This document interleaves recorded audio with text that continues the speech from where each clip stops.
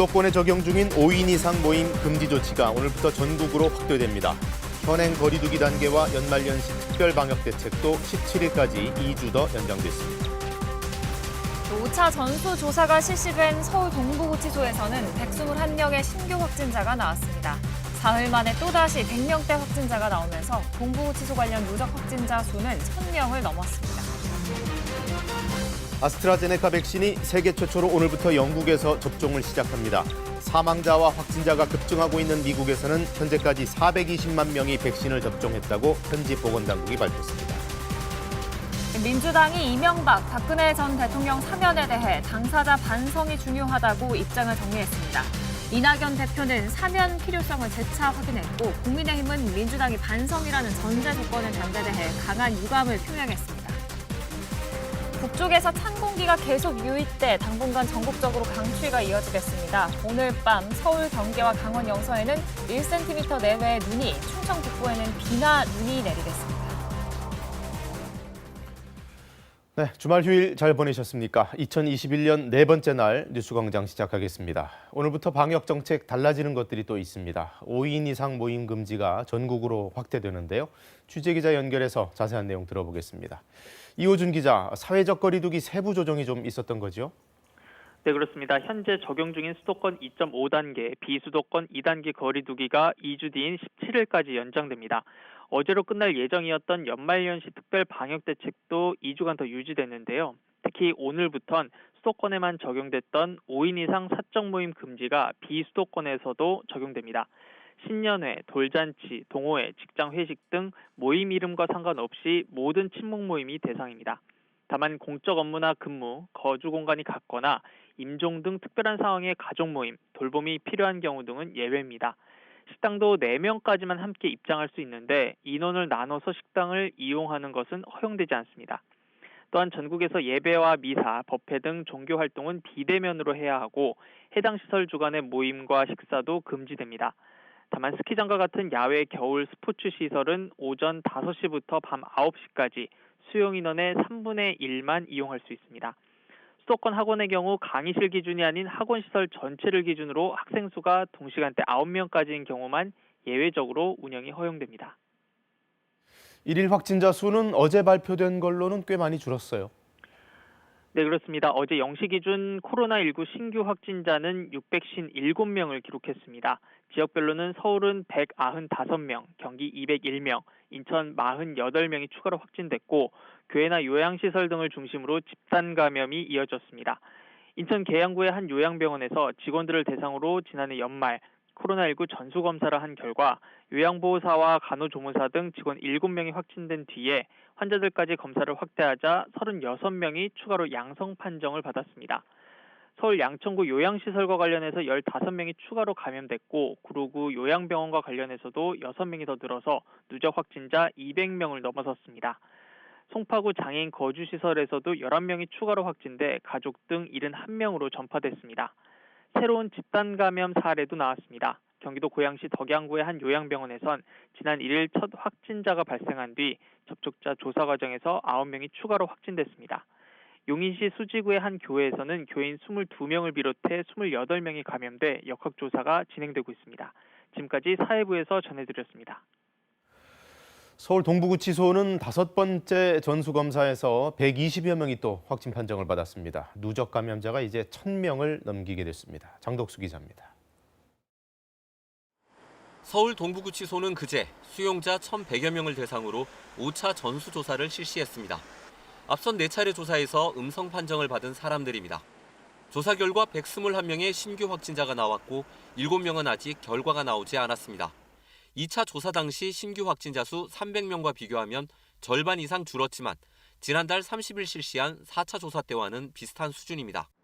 사흘 만에 또다시 100명대 확진자가 나오면서 동부구치소 관련 누적 확진자 수는 1000명을 넘었습니다. 수용자와 직원, 가족 등 중대본 기준으로 1084명에 이릅니다. 수용자만 보면 1040명으로 지난달 1차 전수조사를 받았던 전체 수용자의 43%가 확진 판정을 받은 겁니다. 이에 따라 교정당국은 우선 동부구치소 비확진자들을 오늘까지 다른 교정시설로 이송해 수용률을 낮추기로 했습니다. 또 이들을 상대로 내일 다시 전수검사를 실시할 계획입니다. 하지만 다른 교정시설로 감염 사태가 확산될 수 있다는 우려는 여전합니다. 강원 북부교도소에서는 그제 수용자 4명이 확진 판정을 받았는데 모두 동부구치소에서 이송된 수용자였습니다. 이에 대해 법무부는 동부구치소에서 이송된 수용자는 1인 1실을 사용하게 하는 등 수용자 간 접촉을 차단하고 있다고 설명했습니다. 또 이송자 가운데 확진자가 나오면 전수조사를 실시해 대응하고 있다고 밝혔습니다. 한편 법무부는 어제 오후 5시 기준으로 동부구치소를 포함한 전국 교정시설의 코로나19 확진자 수는 1,108명이라고 밝혔습니다. 이 가운데 수용자 987명, 출소자 74명, 직원 26명이 격리 중이며 21명은 격리가 해제됐습니다. KBS 뉴스 장덕수입니다. 추미애 법무부 장관이 코로나19 집단 감염이 발생한 서울 동부구치소를 이틀 연속 방문하고 수용자의 인권을 세세하게 살피면서 방역에 만전을 기하겠다고 밝혔습니다. 추미애 장관은 어제 SNS에 올린 글에서 음성그룹에서 계속 추가 확진자가 나오는 원인을 신속히 규명해야 확산을 차단할 수 있기에 역학조사팀과 그 이유를 조사하고 있다며 이같이 밝혔습니다. 추 장관은 그러면서 동부구치소에서 5차 검사까지 음성 판정을 받은 수용자를 다른 교정시설로 이송 완료하고 하루 1매씩 마스크를 지급하겠다고 밝혔습니다. 충북 진천의 도운병원이라는 곳에서 밤사이 2자릿수 확진자가 발생했습니다. 취재기자 연결해서 자세한 상황 들어보겠습니다. 이유진 기자, 충북도 상황이 상당히 안 좋아지는 모양이네요. 네, 밤사이 충북에서는 코로나19 확진자 21명이 추가로 확인됐습니다. 모두 진천 도운병원에 입원 중인 환자인데요. 6차 전수검사 결과 남자병동에 입원 중이던 환자들이 추가로 코로나19 확진 판정을 받았습니다. 이 병원에서만 지난달 19일 이후 2주 새 100명 넘는 확진자가 나왔고 전체 수용 환자 233명 가운데 절반가량이 확진 판정을 받았습니다. 경북 상주의 종교시설인 BTJ 열방센터와 관련된 연쇄 감염도 이어지고 있습니다. 충주 교회 2곳에서 BTJ 열방센터를 방문한 목사와 교인을 중심으로 잇따라 확진자가 발생하고 있는데요. 현재까지 상주 열방센터와 연관된 충북 지역 확진자는 지난 1일 첫 확진 이후 사흘 만에 37명을 기록했습니다. 이 가운데 10대와 10대 미만 확진자는 18명입니다. 충주 지역 초중 고등학교 84곳은 오는 8일까지 등교 수업을 중단한 상태인데요. 현재 이들 10대 확진자와 관련된 충주 지역 5곳의 초중 고교 학생과 교직원에 대한 진단검사가 진행 중입니다.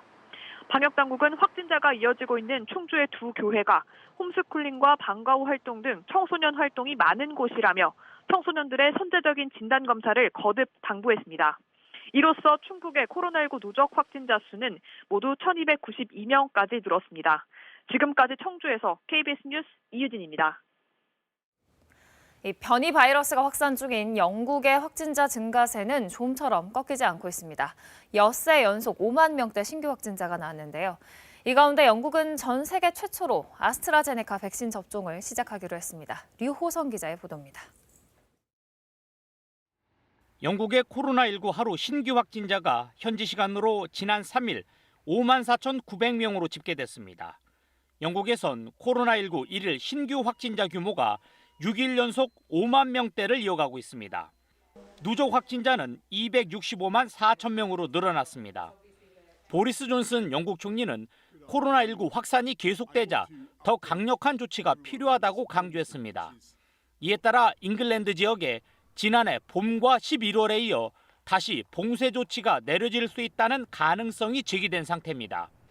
하지만 학교는 안전한 곳이라며 개학하면 학부모들이 자녀를 학교에 보내야 한다고 주장했습니다. 반면 교원 노조 등은 온라인 수업이 필요하다고 밝히고 있습니다. 이런 가운데 영국에서 전 세계 최초로 아스트라제네카 백신 접종이 시작됩니다. 이미 전국 병원들엔 아스트라제네카 백신 53만 회분이 운송된 상태입니다. 영국 보건당국은 현재 병원 700곳에서 접종이 가능하고 이번 주 지역보건의 병원 수백 곳이 추가될 예정이라고 밝혔습니다. 이와 함께 아스트라제네카 백신의 접종 간격을 4주에서 12주로 늘리기로 했습니다. 이는 2회차 접종을 지연시켜서 최대한 많은 사람이 1회차 접종을 받도록 하겠다는 계산입니다. 아스트라제네카 백신 접종을 시작한 영국에선 지난달 8일 화이자 백신 접종이 시작된 상태입니다. 이미 100만 명 정도가 화이자 백신을 접종한 것으로 알려졌습니다. KBS 뉴스 류서입니다. 인도에서도 이 아스트라제네카 백신에 대한 긴급 사용 승인이 났습니다. 영국이 개발한 이 백신 인도에서 위탁 생산 중인데요. 초기 생산 물량은 수출 대신 자국 의료진 등에 우선 접종하기로 했습니다. 박석호 특파원이 보도합니다. 인도 의약품관리국이 어제 기자회견을 열어 두 종류의 코로나19 백신에 대한 긴급 사용을 승인했습니다. 하나는 영국이 개발하고 인도에서 생산된 아스트라제네카 백신, 다른 하나는 인도에서 자체 개발한 코박신입니다. After adequate examination, the CDSCO has decided to accept the recommendations of the expert committee. 인도 의약품관리국은 아스트라제네카 백신의 효능을 70.42%라고 밝혔지만 자체 개발한 코박신은 3상 실험이 아직 진행 중인 만큼 구체적 수치를 공개하지 않았습니다.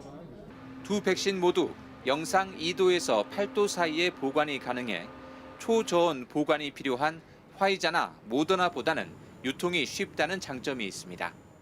세계 최대의 백신 생산 시설을 갖춘 인도 혈청연구소 SII는 아스트라제네카 백신 5천만 회 분량을 미리 생산해 놓은 상태입니다. SII는 앞으로 2달 동안은 아스트라제네카 백신을 다른 나라에 수출하는 대신 자국 내 수요를 충족하는 데 집중하겠다고 밝혔습니다. 인도 정부는 의료진과 경찰, 군인, 50대 이상 연령층에 대해 우선 접종을 시작할 예정입니다. ಭಯ ಅಂತಂದ್ರೆ ಈ ರೋಗದಿಂದ ಮುಕ್ತ ಆಗಬೇಕಾದ್ರೆ ಹಾಕ್ಸ್ಕೊಳ್ಳೇಬೇಕು. ನಾವು ಪಬ್ಲಿಕಲ್ಲಿ ಕೆಲಸ ಮಾಡಿದ್ದೀವಿ. 1 ವರ್ಷ ಆಯ್ತಾ ಬಂದು ಅವಾಗಿಂದನೂ ಕೆಲಸ ಮಾಡಿದ್ದೀವಿ.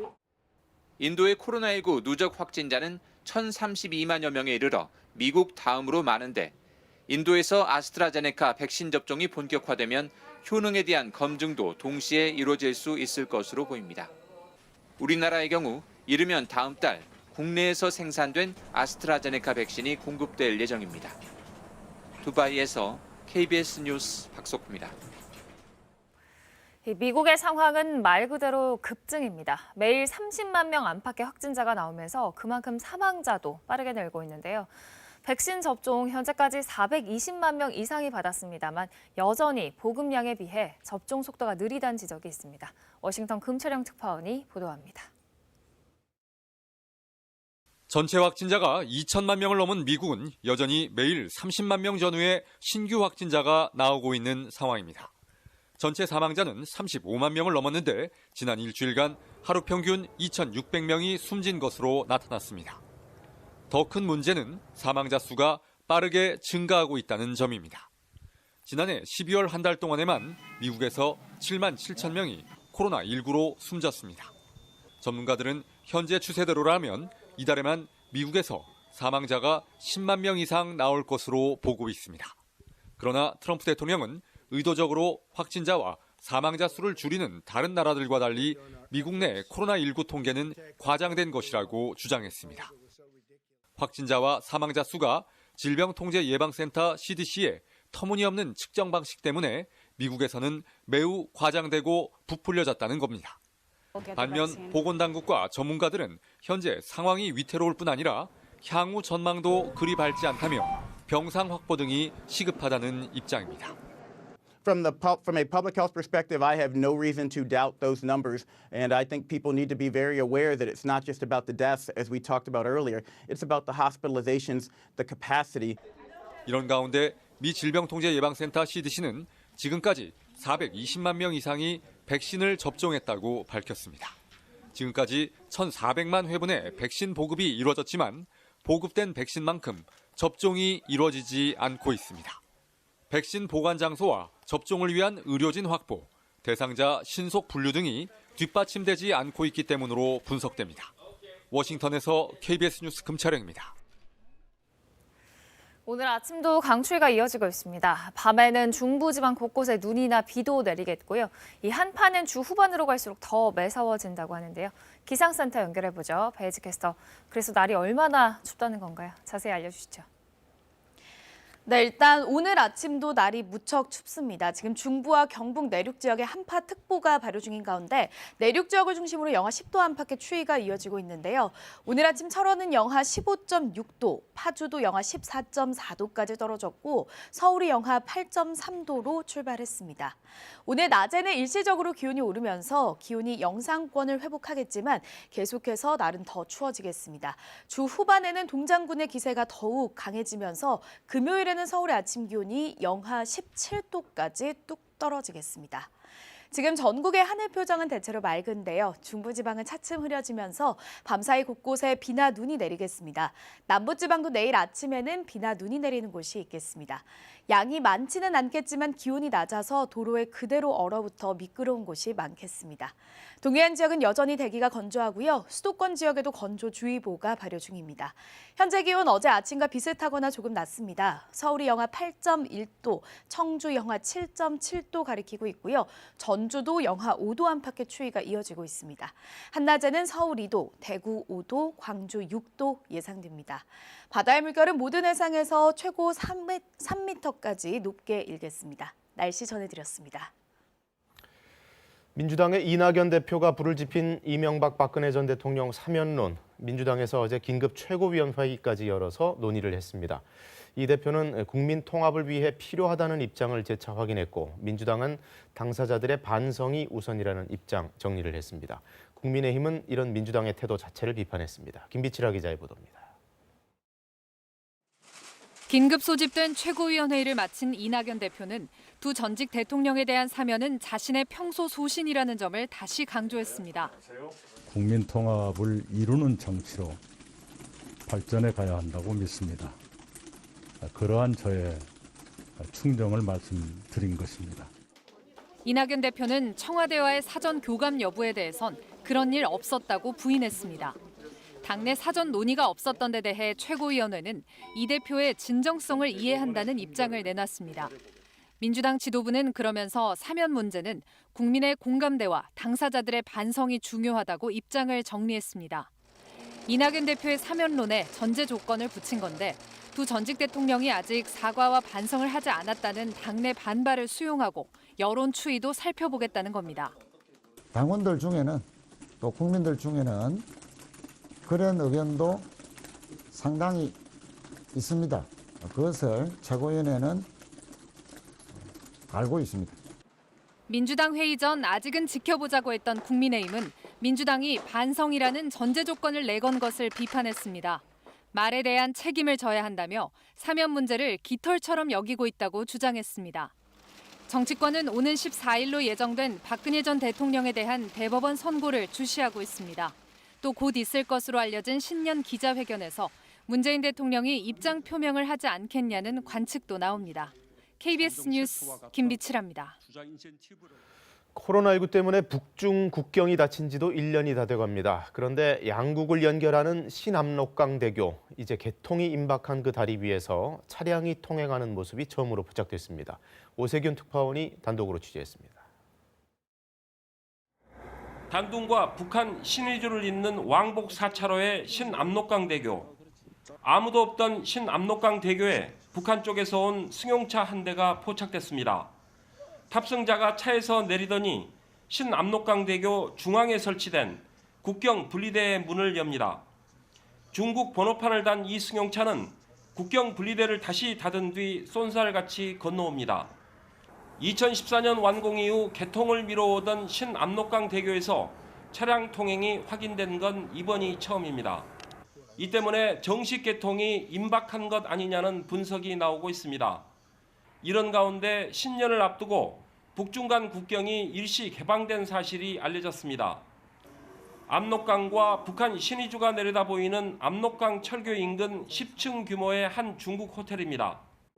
제 뒤로 보이는 이곳 호텔에 지난달 22일 북한에서 압록강 철교를 통해 건너온 중국인 60명이 집단 격리 중인 것으로 확인됐습니다.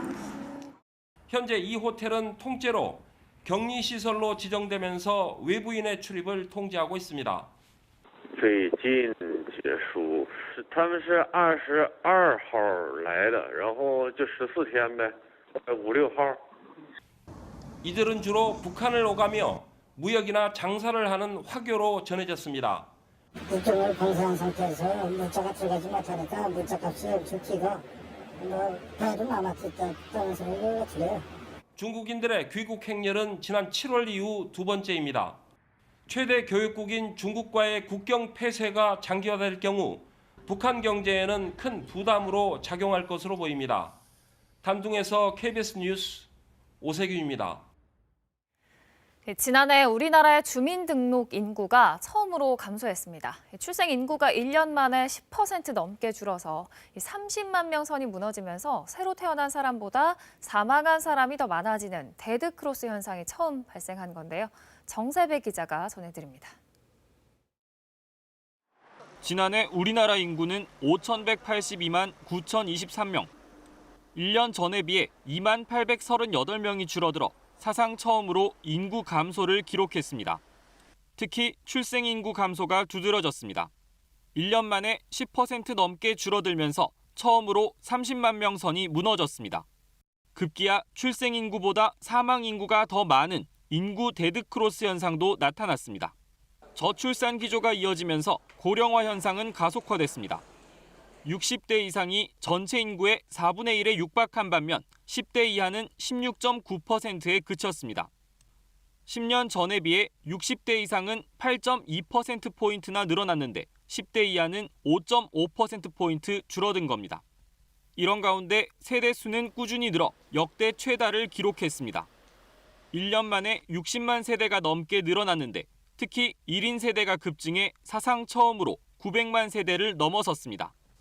반면 4인 이상 세대는 꾸준히 줄어들면서 평균 세대원 수는 2.24명으로 역대 최저치를 또 갱신했습니다. 지난 2011년 이후 계속 감소 추세입니다. 올해부터 향후 2, 3년간이 출생자 수가 더 감소할 것으로 전망이 됩니다. 따라서 기존의 저출산 대책에 대한 보완책이 시급히 마련되어야 할 것이고 이에 따라 세대수 변화에 맞춘 주거, 노령 인구 증가에 대비한 복지 등 각 분야 정책 전반의 변화가 필요하다는 지적이 나오고 있습니다. KBS 뉴스 정세배입니다. 어젯밤 7시 37분쯤 경남 함양군 휴천면 남호리에 있는 야산에서 불이 나 임야 3헥타르를 태우고 5시간여 만에 진화됐습니다. 불이 나자 산림청과 군청 공무원 등 120여 명이 투입돼 진화 작업에 나섰으나 강추위에 급경사 암벽 지역이 많아서 불길을 잡는 데 어려움을 겪었습니다. 산림당국은 도로 옆 야산에서 불이 시작된 것으로 보고 화재 원인을 조사하고 있습니다. 국내 최대 온라인 중고거래 사이트에 아들, 딸을 판다 이런 내용의 글이 올라왔습니다. 누군가 아이들 사진을 도용해서 올린 거였는데 피해 아동의 아버지는 자신이 사기 거래를 신고해 보복을 당한 거라고 주장하고 있습니다. 경찰이 조사에 들어갔습니다. 조지현 기자입니다. 사정이 어려워 자식들을 팔기로 마음먹었다며 중고거래 사이트에 올라온 글입니다. 잇따라 3건의 글이 올라왔는데 아이들 얼굴이 모자이크 없이 그대로 공개됐고 여자아이를 성적으로 대상화하는 등 부적절한 표현들도 있었습니다. 해당 글에 적힌 연락처의 주인은 실제 사진 속 아이들의 아버지였습니다. 우리 애들 맞는데 제가 쓴 게 아니고 사진이 얼마나 이쁘게 나왔는데 그 사진을 그런 식으로 쓸 줄은 꿈에도 몰랐죠. 피해 아동 아버지는 이틀 전 중고거래 사이트에 올라온 지게차 판매 글에 사기 거래가 의심된다고 댓글을 달았는데 판매자가 그 보복으로 아이들 사진을 도용해 글을 올렸다고 주장했습니다. 지게차 판매 글을 올렸던 사람과 아이디가 같다는 겁니다. 저한테 전화해서 입에 담지 못할 말들을 많이 했었고 우리 애들을 가지고 뭐 어떻게 한다고 막 그런 협박을 했었어요. 근데 이렇게 할 줄 몰랐어요. 그런데 이 같은 협박은 이번이 처음이 아니었습니다. 지난달에도 같은 아이들의 사진과 함께 무료 나눔하겠다는 글이 해당 사이트에 올라왔습니다. 당시에도 글을 올린 사람은 중고 지게차를 거래하려고 연락하게 된 판매자였습니다. 판매자의 연락처가 사기 피해 정보 공유 사이트에 등록돼 있어 사기가 의심된다고 댓글을 달았더니 댓글과 전화 등으로 협박이 이어졌다고 합니다. 피해 아동 아버지는 지난달과 어제 글을 올린 사람이 아이디는 다르지만 동일인인 것으로 보고 있습니다.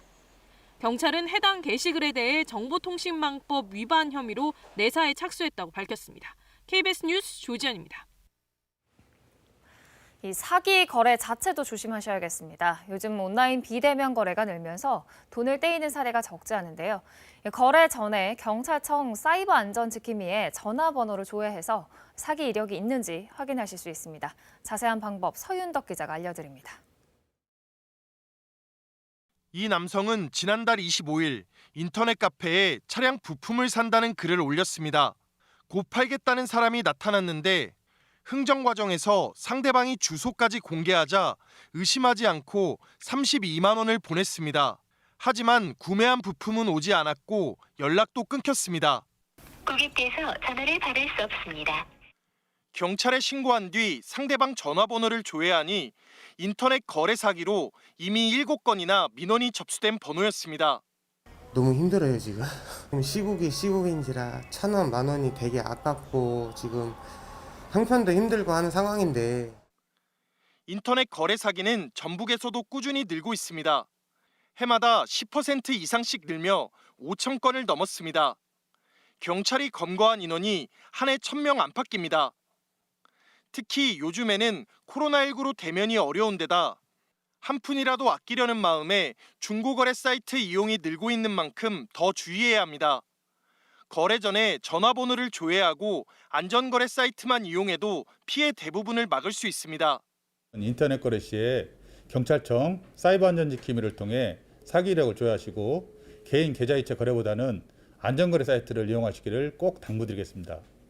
다만 최근에는 모바일용 가짜 안전거래 사이트를 만들어 돈을 받고 잠적하는 사례도 있어 컴퓨터를 통해 안전거래 사이트를 이용해야 합니다.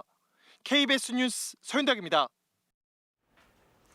오늘도 나가실 때 따뜻하게 챙겨 입으셔야겠습니다. 중부와 경북 내륙 지역에는 한파특보가 이어지고 있는데요. 대부분 지역의 내륙 지역에서 기온이 영하 10도 아래로 떨어졌습니다. 철원의 아침 기온 영하 15.6도, 파주 영하 14.4도로 출발했고요. 제천과 의성도 영하 12도까지 떨어졌습니다. 서울도 아침 기온 영하 8.3도로 다소 추운 아침입니다. 낮 동안에는 기온이 일시적으로 오르면서 영상권을 회복하겠지만 다시 날은 추워지겠습니다. 특히 주 후반에는 매서운 한파가 찾아오면서 금요일에는 서울의 아침 기온이 영하 17도까지 떨어질 것으로 보입니다. 지금 하늘은 대체로 맑은데요. 중부지방의 하늘은 차츰 흐려져서 밤부터 비나 눈이 내리는 곳이 있겠습니다. 이 비나 눈은 내일 아침에 남부지방으로 확대되겠고요. 양이 많지는 않겠지만 기온이 낮아서 도로에 그대로 얼어붙을 가능성이 높습니다. 동해안 지역은 대기가 무척 건조합니다. 또 수도권 지역에도 건조주의보가 발효 중입니다. 현재 기온 살펴보겠습니다. 서울이 영하 8.1도, 대구 영하 3.7도 가리키고 있고요. 대전은 영하 7.8도까지 떨어져 있습니다. 한낮에는 서울이 2도, 철원 0도에 머물겠고 안동 4도, 광주 6도 예상됩니다. 바다의 물결은 동해상에서 최고 3m까지 높게 일겠고요. 제주 해상은 최고 2m 예상됩니다. 매서운 한파가 길게 이어지는 만큼 건강관리 잘해주셔야겠습니다. 날씨 전해드렸습니다. 정부가 코로나19 집단 감염이 많이 발생하는 요양병원의 종사자들에 대해서 진단검사를 매주 선제적으로 시행하기로 했습니다. 수도권에서 시행되어 온 5인 이상 모임 금지도 전국으로 확대됩니다. 오늘부터 일부 달라지는 방역 정책을 오대성 기자가 정리해드립니다. 지난달 동일 집단 격리된 전국 요양병원은 14곳. 이곳에서만 확진자가 약 1,000명이 나왔고 사망자도 100명에 육박했습니다. 시설 특성상 고위험군이 많이 머무르는데 치료 병상이 충분치 않아 확진자가 제때 이송되지 못했고 비확진자도 함께 격리되는 동안 추가 감염됐기 때문입니다. 이에 정부가 긴급 대응 계획을 내놨습니다. 먼저 종사자는 비수도권의 경우도 매주 진단검사를 받습니다. 고위험 시설을 다녀왔다면 의무 검사를 받아야 합니다. 또 감염 발생 시 확진자와 비확진자, 접촉자를 분리한 뒤 별도로 관리해야 합니다. 시설 내 감염을 차단하고 제때 치료받도록 하겠다는 겁니다. 이처럼 감염 취약시설의 방역을 강화하고 개인 간 접촉을 줄이면 확진자 감소세를 기대할 수 있다는 게 방역당국의 판단입니다.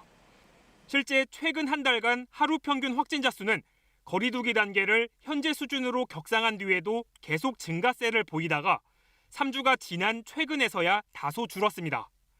지난 한 주간 새롭게 발생한 집단 감염 사례도 직전 한 주에 비해 절반 아래로 낮아졌고 감염 재생산 지수도 1.1에서 1.0으로 떨어졌습니다. 이번 2주간이 금년도 한 해의 코로나19 상황을 결정짓는 중요한 분기점이 될 것입니다. 이 2주간만 함께 노력하면 이제 3차 유행은 정점을 지나 점차 감소하는 방향으로 전환될 것입니다. 이에 따라 수도권에만 적용됐던 5명 이상 사적 모임 금지는 오늘부턴 비수도권에도 적용됐습니다. 또 어제로 종료 예정이었던 현재 거리 두기 단계와 연말연시 특별 방역 대책도 함께 2주 더 연장됐습니다.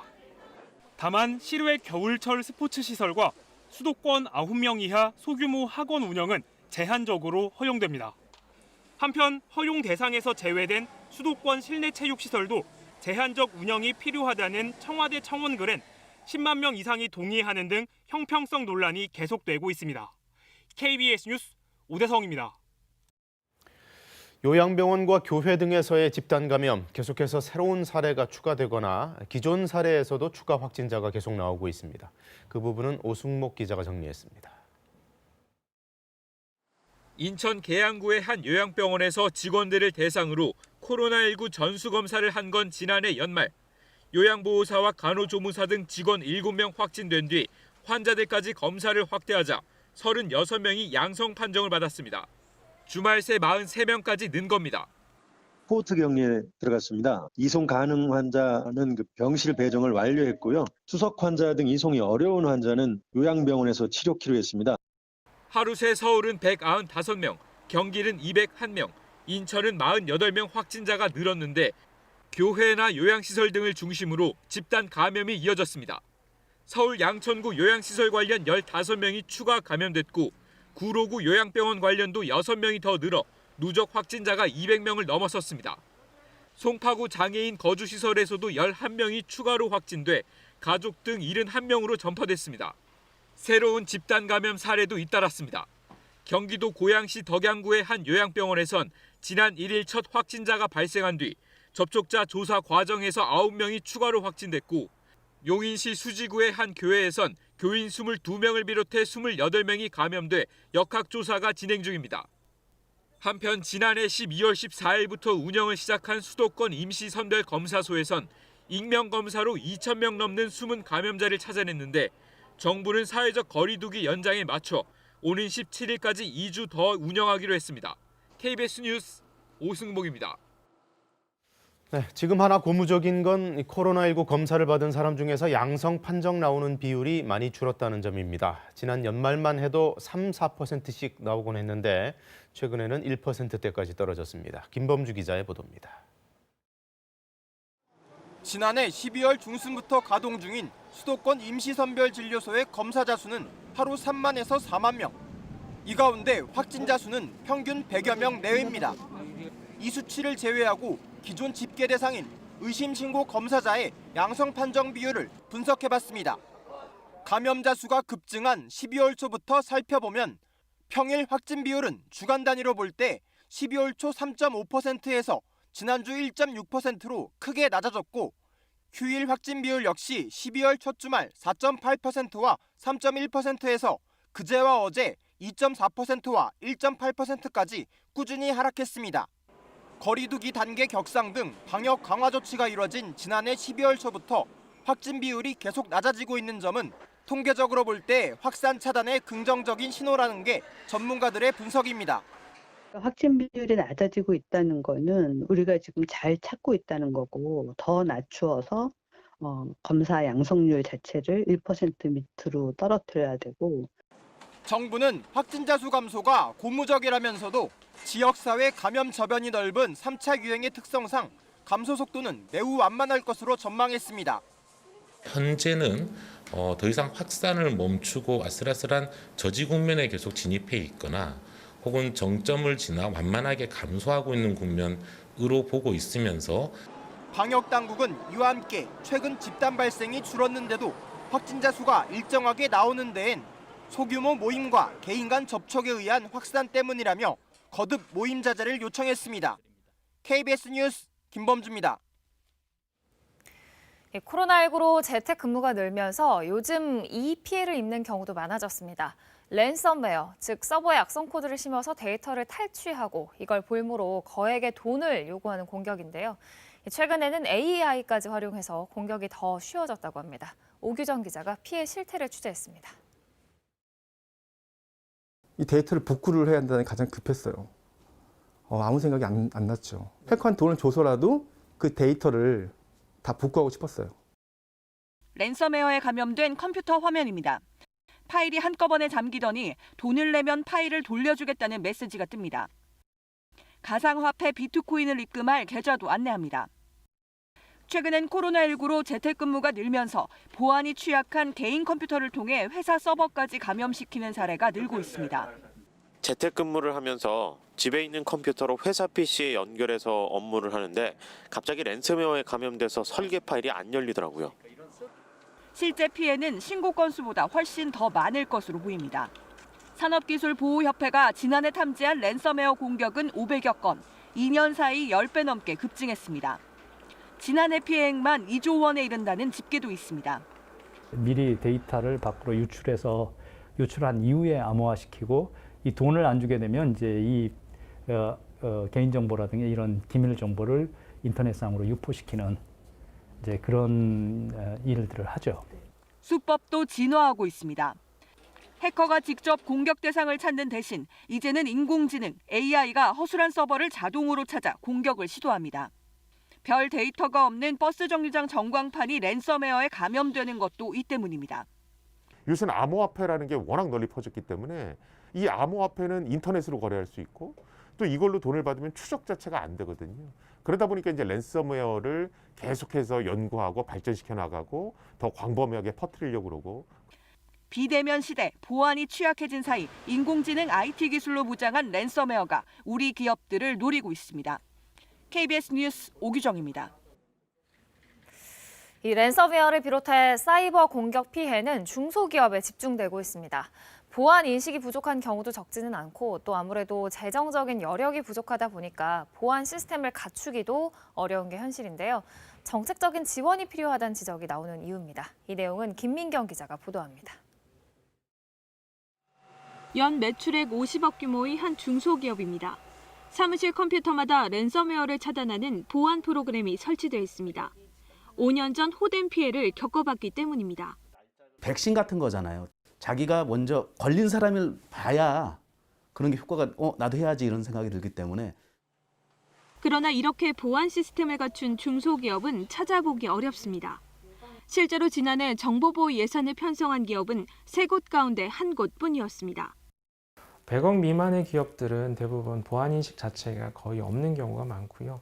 그다음에 100억에서 300억 사이의 기업들이 보안인식에 대한 개념은 있지만 비용적 부담 때문에 실질적으로 도입을 못하고 있는. 이렇다 보니 랜섬웨어 피해의 70% 정도가 중소기업과 소상공인이었고 대기업은 1%에 불과했습니다.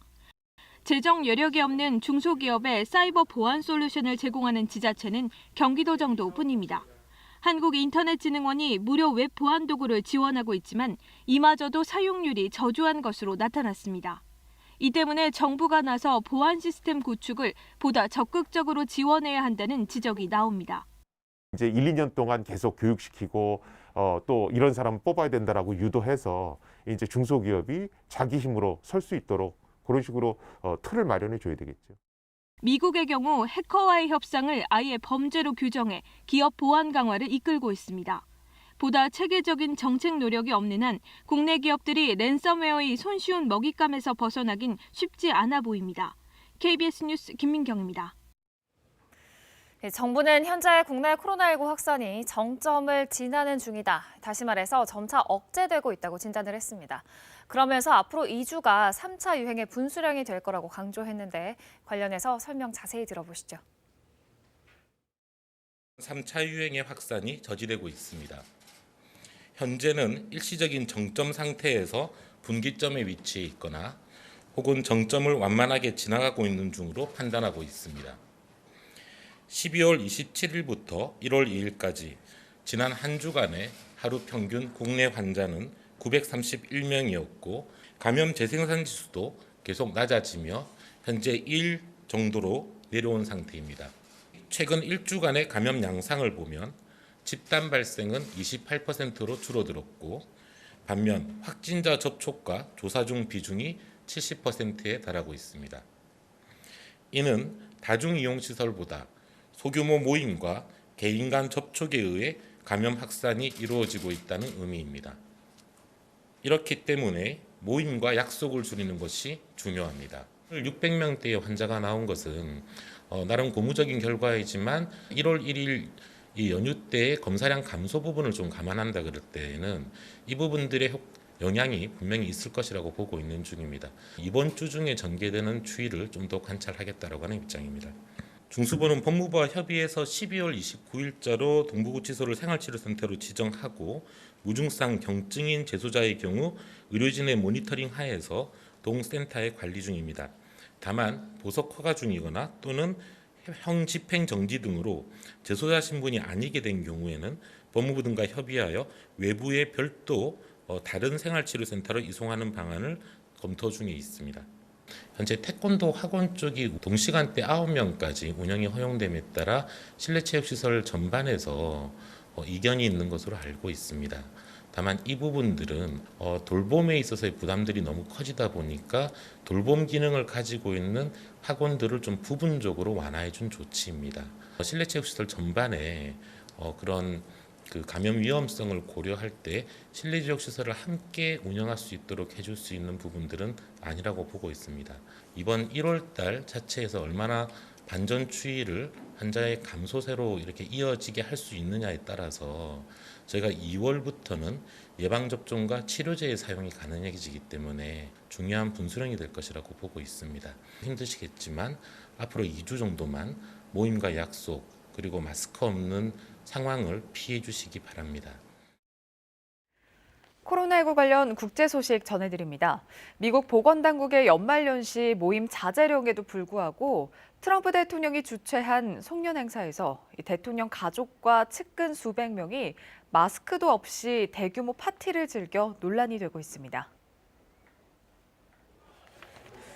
도널드 트럼프 미국 대통령 부부가 주최한 연례 송년 파티에서 대통령 가족과 측근들이 방역 지침을 어긴 채 행사를 강행했다고 미국 CNN과 뉴욕타임즈 등이 보도했습니다. 보도에 따르면 이 송년 파티는 지난달 31일 플로리다주 팜비치에 있는 트럼프 대통령 소유의 마러라고 리조트에서 진행됐는데요. 파티 입장권은 우리 돈으로 약 110만 원에 달했으며 500장 이상이 팔렸다고 합니다. 그런데 정작 주최자인 트럼프 대통령 부부는 파티 시작 몇 시간 전 갑자기 일정을 앞당겨 백악관으로 급히 복귀해 송년 파티에 불참했는데요. 대신 이 행사에 트럼프 대통령의 아들 2명과 대선 불복 소송을 주도해온 줄리아니 변호사, 보수 성향 언론인 등이 참석했습니다. 현지 언론들은 이날 참석자 대다수가 마스크를 쓰지 않은 것은 물론 자국 내 코로나19 상황이 심각한데도 정치권 인사들이 보건당국의 지침과 사회적 거리 두기를 무시한 채 대규모 실내 행사를 진행했다며 비판의 목소리를 높이고 있습니다. UN 국제이주기구와 국제난민기구 등이 공동성명을 통해 보건의료에서 가장 소외된 전 세계 난민과 강제 이주자들도 코로나19 백신을 접할 수 있게 해달라고 각국 지도자들에게 촉구했습니다. 이번 성명은 최근 코로나19 백신 접종을 개시한 선진국과 백신을 확보조차 못한 개발도상국 간의 격차가 부각되는 와중에 나왔는데요. 앞서 세계보건기구는 올해 말까지 개발도상국 20억 명에게 코로나19 백신을 접종하겠다는 목표를 내놨습니다. 그러나 국제기구 당국자들은 국제사회의 적극적 지원과 백신 제조량 확대 없이는 목표를 실현하기 어려울 것이라고 전망하고 있는데요. 특히 난민 수백만 명이 수용소에 머무는 시리아와 이라크 등에선 백신 유통을 위한 인프라가 미비해 접종 작업이 실패할 위험이 클 것이라는 예측이 나오고 있습니다. 또 분쟁 지역의 경우 백신이 배포돼도 한정된 물량을 둘러싼 갈등이 심화되거나 배포 과정에서 부패한 이들이 백신을 탈취해 실제 난민에게 도달하는 물량이 적을 것이라는 지적도 제기되고 있습니다. 코로나19 대응 모범국으로 평가받던 태국이 지난 연말부터 급격히 확산한 지역 감염으로 인해 봉쇄령 수준의 방역 조치들을 다시 시행하고 있는데요. 여기에 영국 변이 바이러스 감염자도 처음으로 확인돼 당국이 긴장하고 있습니다. 태국 방역당국이 어제부터 수도 방콕 등 28개 주를 코로나19 재확산이 심각한 레드존으로 지정하고 방역 조치를 다시 강화하기로 했습니다. 이에 따라 레드존 지역에서는 재택근무를 장려하고 대규모 집합금지와 지역 간의 이동금지 등의 봉쇄 조치가 시행됩니다. 또한 국공립 및 사립학교에 대해선 오늘 4일부터 이달 말까지 휴교령이 내려졌는데요. 유흥업소와 체육관 등 25개 분야 영업장 및 대중이용시설은 영업이 중단되며 백화점과 쇼핑몰 업계도 폐점 시간을 1시간 앞당겨 오후 9시에 영업을 마감하기로 했습니다. 한편 이날 태국에서도 영국 변이 바이러스 감염자가 처음으로 확인됐는데요. 당국은 변이 바이러스가 영국에서 입국해 격리 생활 중이던 4인 가족에게서 발견됐으며 이들이 입국 즉시 격리된 만큼 태국 내에 퍼질 가능성은 적을 것이라고 전했습니다. 지금까지 코로나19 국제 소식이었습니다. 네, 코로나19 관련 국내 소식 몇 가지 더 전해드립니다. 첫 번째 키워드부터 열어보겠습니다. 네, 모레 신년음악회 온라인 생중계한다는 키워드입니다. 문화체육관광부가 새해를 맞아서 오는 6일 오후 7시 2021년 신년음악회를 개최한다고 밝혔습니다. 이번 음악회는 코로나19 확산 방지를 위해서 비대면으로 진행하고 누구나 볼 수 있도록 예술의 전당 네이버 TV, 유튜브 채널 등으로 생중계합니다. 일부는 여자경 지휘자와 함께 애국가로 시작할 예정인데요. 바리톤 이인규의 당연한 것들, 바이올린 연주자 신지아의 내 영혼 바람되어, 드보르작의 꿈속의 고향 등이 무대에 오릅니다. 2부에서는 지난해 초연한 창작 오페라 박하사탕의 서곡으로 막을 울리게 되고 피아니스트 김선욱은 멘델스존의 피아노 협주곡 1번 사단조를 들려줍니다. 마지막 무대에서는 여자경 지휘자와 KBS 교향악단이 드보르작 교향곡 9번 신세계로부터를 연주하며 새해에 대한 기대와 희망을 전합니다. 네, 두 번째 키워드입니다. 네, 올해 R&D에 5.8조 원 투입한다는 소식입니다. 올해 차세대 기술 확보와 감염병 대응 등을 위해 과학기술, 정보통신기술 분야 연구개발 사업에 5조 8천억여 원이 투입됩니다. 과기정통부는 이런 내용의 2021년도 과학기술, ICT 분야 연구개발사업 종합시행계획을 확정해 어제 발표했습니다. 코로나19 등 신종 감염병 치료제와 백신 개발을 하기 위해 419억 원을 투자하고 한국바이러스기초연구소 등 바이러스 연구지원센터를 짓는 데 109억 원을 지원합니다. 올해 기초연구에는 작년보다 2,917억 원 증가한 1조 8,029억 원을 투자하는데요. 또 차세대 미래 선도 품목 등 핵심 원천 기술 확보에는 2,879억 원을, 드론 등 차세대 무인기 개발에 278억 원을 지원하기로 했습니다. 이 밖에도 신재생 에너지 개발 등 기후 문제 해결을 위한 원천 기술 확보도 추진하기로 했습니다. 네, 마지막 키워드 열어보겠습니다. 보건의료노조 의대생 국시 재허용은 특혜라는 키워드입니다. 이 정부가 의사 국가고시 실기시험을 거부해왔던 의대생들에게 응시 기회를 허용한 것과 관련해서 전국 보건의료산업노동조합이 특혜를 주는 것이라고 비판했습니다. 보건의료노조는 어제 성명서를 내고 의대 정원 확대와 공공의대 설립에 대한 의지 표명 없이 의대생 국시 재허용 조치가 추진된 데 충격을 금할 수 없다고 밝혔습니다. 노조는 정부가 스스로 원칙을 허물었다며 편법과 꼼수를 통한 특혜로 국민을 기만하는 행위이자 공정과 형평이라는 원칙을 훼손한 것이라고 주장했습니다. 그러면서 의대 정원 확대와 공공의대 설립의 조속한 추진을 강조했습니다. 정부는 앞서 국시 실기시험을 집단으로 거부한 의대생 2,700여 명을 단체로 구제하는 별도의 시험 방안을 마련해 발표했습니다. 지금까지 코로나 Q&A였습니다. 지난해 부동산 시장은 집 없는 서민들 입장에서는 정말 최악의 한 해였습니다. 정부가 내놓은 대책들이 효과를 거의 내지 못했는데요. 다만 올해 새롭게 추가되는 굵직한 정책들이 있어서 그 효과에 대한 예측은 엇갈리고 있습니다. 황정호 기자가 새 부동산 전망을 취재했습니다. 지난해 정부가 내놓은 부동산 대책들이 올해부터 시장에서 가시화됩니다. 종합부동산세 세율과 양도소득세 세율 인상 같은 세제 개편, 그리고 신혼부부 특별공급 소득여건 완화를 비롯한 청약제도 변화도 눈에 띕니다. 집이 있거나 특히 집을 여러 채 가진 경우 세 부담이 느는 걸 피하기 어려운데요. 종합부동산세 세율이 올라가고 6월엔 양도소득세도 강화됩니다. 과연 이런 변화가 부동산 시장에 어떤 영향을 미칠지 전문가들에게 물어봤습니다.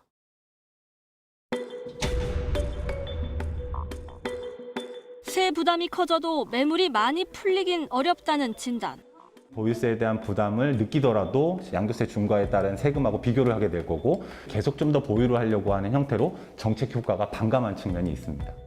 반면 다주택자가 갖고 있는 입지 좋은 매물이 조금만 나와도 시장에 신호탄이 될 수 있다는 분석도 있습니다. 우리가 살고 있는 아파트의 30% 정도는 투자한 사람들이 집을 갖고 있는 겁니다. 그 사람들이 매물을 내놓으면 그게 공급이에요. 트리거가 되게 중요한 겁니다.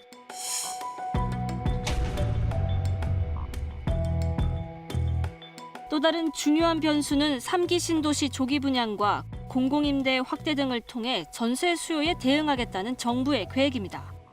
공급은 항상 그보다 뒤처 수밖에 없기 때문에 주거 공간을 마련하고 싶은 사람들에게는 나름대로 의미가 있어 보이긴 합니다. 일정 부분 수요를 흡수하는 데 도움이 되지 않을까.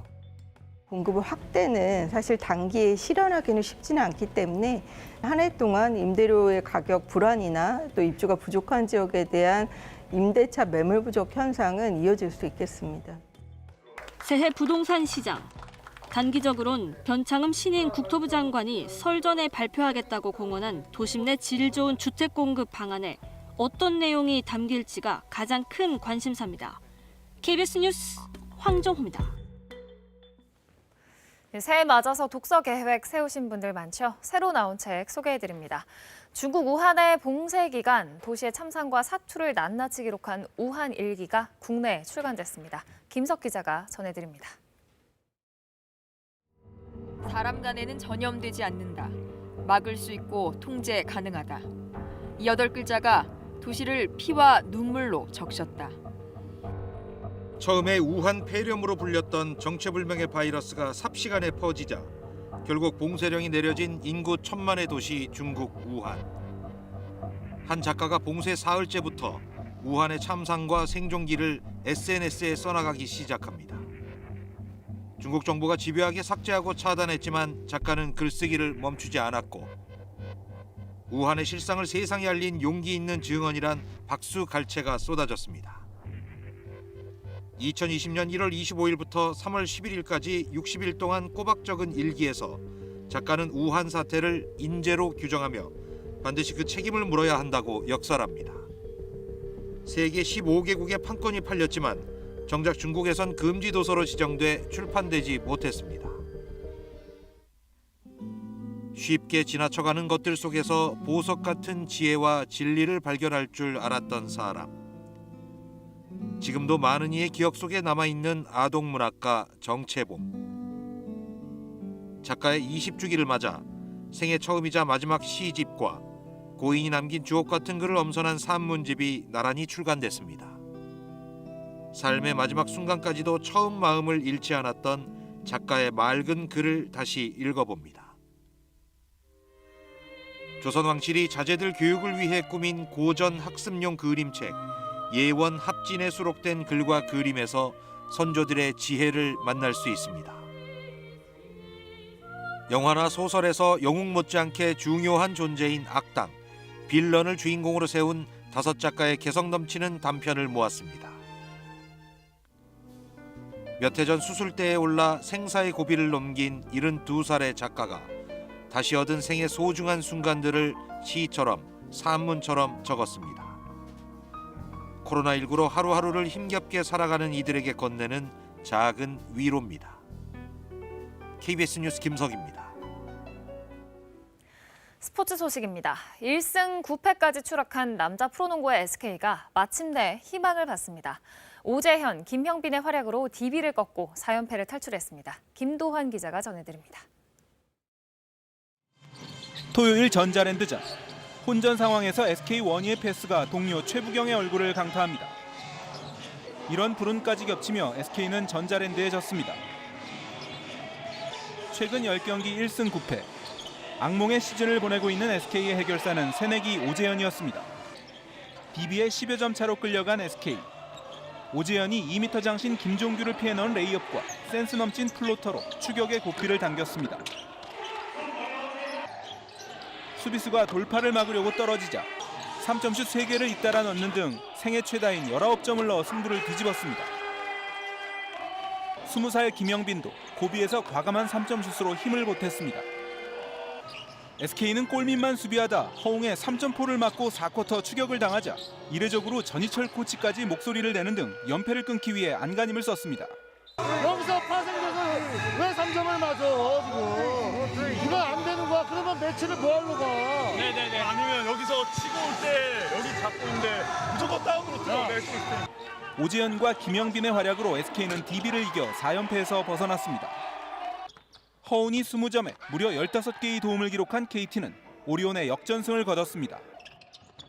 KBS 뉴스 김도환입니다. 월요일 아침 출근길에도 강추위는 계속됩니다. 중부와 경북 지역에 한파주의보가 발효 중인 가운데 내륙 지역은 영하 10도 아래로 기온이 떨어졌는데요. 철원은 아침 기온 영하 15.9도, 파주 영하 14.4도까지 떨어졌고요. 제천과 의성, 장수도 영하 12도 안팎까지 기온이 내려갔습니다. 오늘 서울의 아침 기온도 영하 8.3도로 출발했습니다.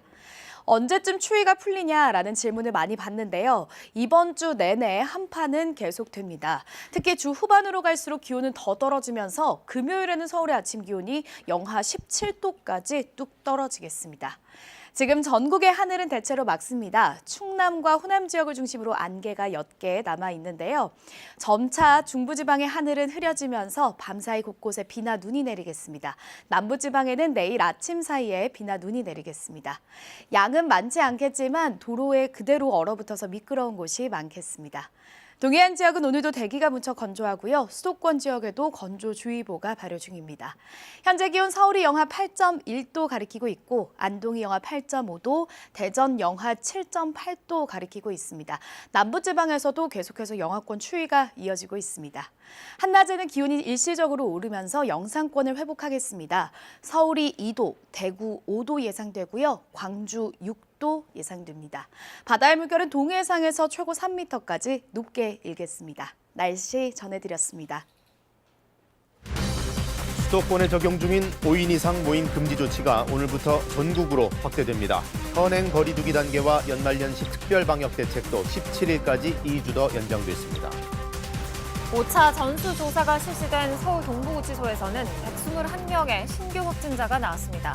사흘 만에 또다시 100명대 확진자가 나오면서 동부구치소 관련 누적 확진자 수는 1,000명을 넘었습니다. 아스트라제네카 백신이 세계 최초로 오늘부터 영국에서 접종을 시작합니다. 사망자와 확진자가 급증하고 있는 미국에서는 현재까지 420만 명이 백신을 접종했다고 보건당국이 밝혔습니다. 민주당이 이명박, 박근혜 전 대통령 사면에 대해 당사자 반성이 중요하다고 입장을 정리했습니다. 이낙연 대표는 사면 필요성을 재차 확인했고 국민의힘은 민주당이 반성이라는 전제 조건을 건 데 대해 강한 유감을 표명했습니다. 북쪽에서 찬 공기가 계속 유입돼 당분간 전국적으로 강추위가 이어지겠습니다. 오늘 밤 서울, 경기와 강원 영서에는 1cm 내외의 눈이, 충청 북부에는 비나 눈이 오겠습니다. 사회적 거리두기와 방역 정책들 오늘부터 달라지는 것들이 몇 가지 있습니다. 무엇보다 5인 이상 집합 금지가 수도권을 넘어 전국으로 확대된다는 것 기억해 두셔야 될 것 같은데요. 취재기자 연결해서 자세한 내용 들어보겠습니다. 이호준 기자, 일단 거리두기 단계는 조정이 없는 가운데 세부 수칙이 좀 바뀌는 거죠? 네, 그렇습니다. 현재 적용 중인 수도권 2.5단계, 비수도권 2단계 거리두기가 2주 뒤인 17일까지 연장됩니다. 어제로 끝날 예정이었던 연말연시 특별 방역 대책도 2주간 더 유지되는데요. 특히 오늘부턴 수도권에서만 적용됐던 5인 이상 사적 모임 금지가 비수도권에서도 적용이 됩니다. 신년회, 돌잔치, 동호회, 직장 회식 등 모임 이름과 상관없이 모든 친목 모임이 대상입니다. 다만 공적 업무나 근무, 거주 공간이 같거나 임종 등 특별한 상황의 가족 모임 또는 돌봄이 필요한 경우 등은 예외입니다. 식당도 4명까지만 함께 입장을 할 수 있는데 인원을 나눠서 식당을 이용하는 것은 허용되지 않습니다. 또한 전국에서 예배와 미사, 법회 등 종교 활동은 비대면으로 해야 하고 해당 시설 주간의 모임과 식사도 금지됩니다. 다만 스키장과 같은 야외 겨울 스포츠 시설은 오전 5시에서 밤 9시까지 수용 인원의 3분의 1만 이용할 수 있습니다. 수도권의 학원은 강의실 기준이 아닌 학원 시설 전체를 기준으로 학생 수가 동시간대 9명까지인 경우만 예외적으로 운영이 허용됩니다. 주요 집단 감염 사례들은 어떤 것들이 있습니까? 인천 계양구의 한 요양병원에서 직원들을 대상으로 지난해 연말 코로나19 전수검사를 한 결과 요양보호사와 간호조무사 등 직원 7명이 확진된 뒤 환자들까지 검사를 확대하자 36명이 추가로 양성 판정을 받았습니다. 서울 양천구 요양시설과 관련해선 15명이 추가로 감염됐고 구로구 요양병원 관련해서도 6명이 더 늘어서 누적 확진자가 200명을 넘어섰습니다. 송파구 장애인 거주시설에서도 11명이 추가로 확진돼 가족 등 71명으로 전파가 됐습니다. 새로운 집단 감염 사례도 나왔습니다. 경기도 고양시 덕양구의 한 요양병원에선 지난 1일 첫 확진자가 발생한 뒤 접촉자 조사 과정에서 9명이 추가로 확진됐습니다. 용인시 수지구의 한 교회에서는 교인 22명을 비롯해 28명이 감염돼 역학조사가 진행되고 있습니다. 지금까지 사회부에서 전해드렸습니다. 네, 전반적인 환자 현황 등은 앵커 브리핑으로 따로 정리해드리겠습니다. 어제 0시 기준 신규 확진자 657명, 지난해 12월 11일 이후 23일 만에 600명대로 내려왔습니다. 검사 건수는 7만여 건으로 전날에 비해서 한 2만 건 정도 더 늘긴 했습니다만 확진자는 오히려 160여 명이 줄었죠. 다만 평일 검사 건수 약 10만 건과 비교하면 주말이라서 검사 자체가 확실히 좀 줄기는 했습니다. 아직 본격적인 감소세라고 보기는 어렵겠고요. 무엇보다 요양병원 등을 중심으로 한 집단 감염이 멈추지를 않고 있습니다. 지난달 동일 집단 격리된 전국의 요양병원은 14곳이고 이들 요양병원에서 발생한 확진자만 지금까지 1,000명에 육박합니다. 또 사망자도 100명에 근접한 수치가 나와 있고요. 관련해서 정부가 추가 대책을 또 내놨습니다. 먼저 요양병원 종사자들은 그동안 수도권과 비수도권의 이 검사 주기가 좀 달랐는데요. 이제 똑같이 매주 한 번 선제적인 검사를 받아야 합니다. 또 이런 고위험 시설들을 방문했던 사람들도 의무적으로 검사를 모두 받아야 합니다. 또 감염 발생 시 내부적으로 확진자와 비확진자 또 접촉자를 아주 세부적으로 분리해서 별도 관리하기로 했습니다. 시설 내 추가 감염을 최대한 차단하고 제때 치료받도록 하겠다는 겁니다. 서울 동부구치소 관련 집단 감염 사태도 쉽게 진정될 기미를 보이지 않고 있습니다. 5번째 전수조사에서 또다시 3자릿수 확진자가 남았는데요. 그렇게 해서 동부구치소발 누적 감염자는 이제 1,000명을 넘겼습니다. 정덕수 기자입니다. 서울 동부구치소는 그제 수용자 1,100여 명을 대상으로 5차 전수조사를 실시했습니다. 앞선 4차례 조사에서 음성 판정을 받은 사람들입니다. 조사 결과 121명의 신규 확진자가 나왔고 7명은 아직 결과가 나오지 않았습니다. 2차 조사 당시 신규 확진자 수 300명과 비교하면 절반 이상 줄었지만 지난달 30일 실시한 4차 조사 때와는 비슷한 수준입니다. 사흘 만에 또다시 100명대 확진자가 나오면서 동부구치소 관련 누적 확진자 수는 1,000명을 넘었습니다. 수용자와 직원, 가족 등 중대본 기준으로 1,084명에 이릅니다. 수용자만 보면 1,040명으로 지난달 1차 전수조사를 받았던 전체 수용자의 43%가 확진 판정을 받은 겁니다. 이에 따라 교정당국은 우선 동부구치소 비확진자들을 오늘까지 다른 교정시설로 이송해 수용률을 낮추기로 했습니다. 또 이들을 상대로 내일 다시 전수검사를 실시할 계획입니다. 하지만 다른 교정시설로 감염 사태가 확산될 수 있다는 우려는 여전합니다. 강원 북부교도소에서는 그제 수용자 4명이 확진 판정을 받았는데 모두 동부구치소에서 이송된 수용자였습니다. 이에 대해 법무부는 동부구치소에서 이송된 수용자는 1인 1실을 사용하게 하는 등 수용자 간 접촉을 차단하고 있다고 설명했습니다. 또 이송자 가운데 확진자가 나오면 전수조사를 실시해 대응하고 있다고 밝혔습니다. 한편 법무부는 어제 오후 5시 기준으로 동부구치소를 포함한 전국 교정시설의 코로나19 확진자 수는 1,108명이라고 밝혔습니다. 이 가운데 수용자 987명, 출소자 74명, 직원 26명이 격리 중이며 21명은 격리가 해제됐습니다. KBS 뉴스 장덕수입니다. 추미애 법무부 장관이 코로나19 집단 감염이 발생한 서울 동부구치소를 이틀 연속 방문하고 수용자의 인권을 세세하게 살피면서 방역에 만전을 기하겠다고 밝혔습니다. 추미애 장관은 어제 SNS에 올린 글에서 음성그룹에서 계속 추가 확진자가 나오는 원인을 신속히 규명해야 확산을 차단할 수 있기에 역학조사팀과 그 이유를 조사하고 있다며 이같이 밝혔습니다. 추 장관은 그러면서 동부구치소에서 5차 검사까지 음성 판정받은 수용자들을 다른 교정시설로 이송 완료하고 하루 1매씩 마스크도 지급하겠다고 밝혔습니다. 충북 진천의 한 병원에서 밤사이 20여 명의 확진자가 추가로 나왔습니다. 지난달부터 집단 감염이 발생했던 병원인데 추가 감염자가 계속 나오고 있는 상황입니다. 취재기자 연결해서 자세한 내용 알아보겠습니다. 이유진 기자, 지금 그 병원뿐 아니라 충북 지역 전반적으로 여러 가지 연쇄적인 감염이 늘고 있는 것 같아요? 네, 밤사이 충북에서는 코로나19 확진자 21명이 추가로 확인됐습니다. 모두 진천 도훈병원에 입원 중인 환자인데요. 6차 전수검사 결과 남자병동에 입원 중이던 환자들이 추가로 코로나19 확진 판정을 받았습니다. 이 병원에서만 지난달 19일 이후 2주 새 100명 넘는 확진자가 나왔고 전체 수용 환자 233명 가운데 절반가량이 확진 판정을 받았습니다. 경북 상주의 종교시설인 BTJ 열방센터와 관련된 연쇄 감염도 이어지고 있습니다. 충주 교회 두 곳에서 BTJ 열방센터를 방문한 목사와 교인을 중심으로 잇따라 확진자가 발생하고 있는데요.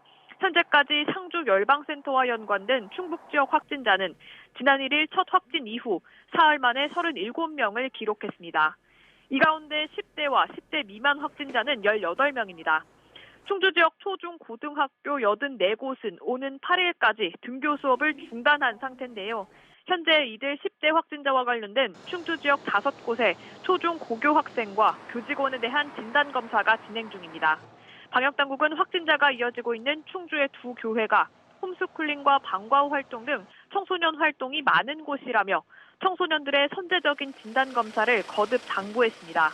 이로써 충북의 코로나19 누적 확진자 수는 모두 1292명까지 늘었습니다. 지금까지 청주에서 KBS 뉴스 이유진입니다. 변이 바이러스가 확산 중인 영국의 확진자 증가세는 좀처럼 꺾이지 않고 있습니다. 엿새 연속 5만 명대 신규 확진자가 나왔는데요.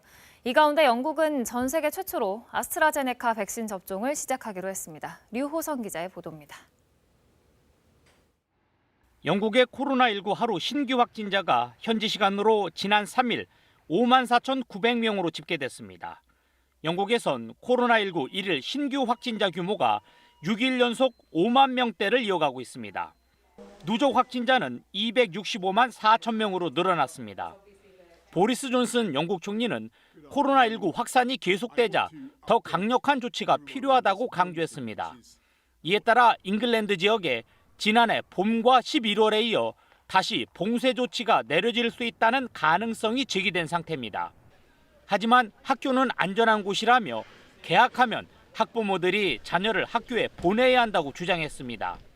반면 교원 노조 등은 온라인 수업이 필요하다고 밝히고 있습니다. 이런 가운데 영국에서 전 세계 최초로 아스트라제네카 백신 접종이 시작됩니다. 이미 전국 병원들엔 아스트라제네카 백신 53만 회분이 운송된 상태입니다. 영국 보건당국은 현재 병원 700곳에서 접종이 가능하고 이번 주 지역 보건의 병원 수백 곳이 추가될 예정이라고 밝혔습니다. 이와 함께 아스트라제네카 백신의 접종 간격을 4주에서 12주로 늘리기로 했습니다. 이는 2회차 접종을 지연시켜서 최대한 많은 사람이 1회차 접종을 받도록 하겠다는 계산입니다. 아스트라제네카 백신 접종을 시작한 영국에선 지난달 8일 화이자 백신 접종이 시작된 상태입니다. 이미 100만 명 정도가 화이자 백신을 접종한 것으로 알려졌습니다. KBS 뉴스 류서입니다. 인도에서도 아스트라제네카 백신에 대한 긴급 사용 승인이 났습니다. 영국이 개발한 이 백신, 인도에서 위탁 생산 중인데요. 초기 생산 물량은 수출 대신 자국 의료진 등에 우선 접종하기로 했습니다. 박석호 특파원의 보도입니다. 인도 의약품관리국이 어제 기자회견을 열어 두 종류의 코로나19 백신에 대한 긴급 사용을 승인했습니다. 하나는 영국이 개발하고 인도에서 생산된 아스트라제네카 백신, 다른 하나는 인도에서 자체 개발한 코박신입니다. After adequate examination, the CDSCO has decided to accept the recommendations of the expert committee.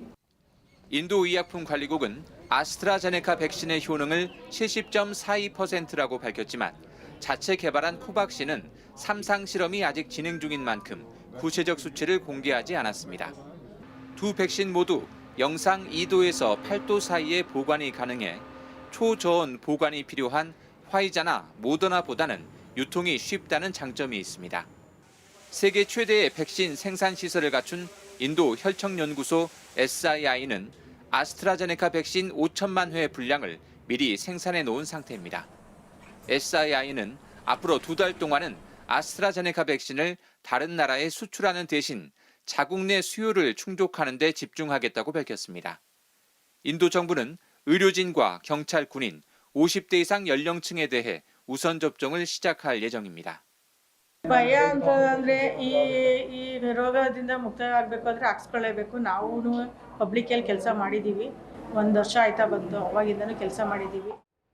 인도의 코로나19 누적 확진자는 1,032만여 명에 이르러 미국 다음으로 많은데 인도에서 아스트라제네카 백신 접종이 본격화되면 효능에 대한 검증도 동시에 이루어질 수 있을 것으로 보입니다. 우리나라의 경우 이르면 다음 달 국내에서 생산된 아스트라제네카 백신이 공급될 예정입니다. 두바이에서 KBS 뉴스 박석호입니다. 미국에서는 신규 확진자만 매일 30만 명 안팎이 나오고 있습니다. 그만큼 사망자도 빠르게 늘고 있는데요. 백신 접종 현재까지 420만 명 이상이 받았습니다만 여전히 보급량에 비해서 접종 속도가 느리다는 지적이 있습니다. 워싱턴 금채령 특파원이 전해왔습니다.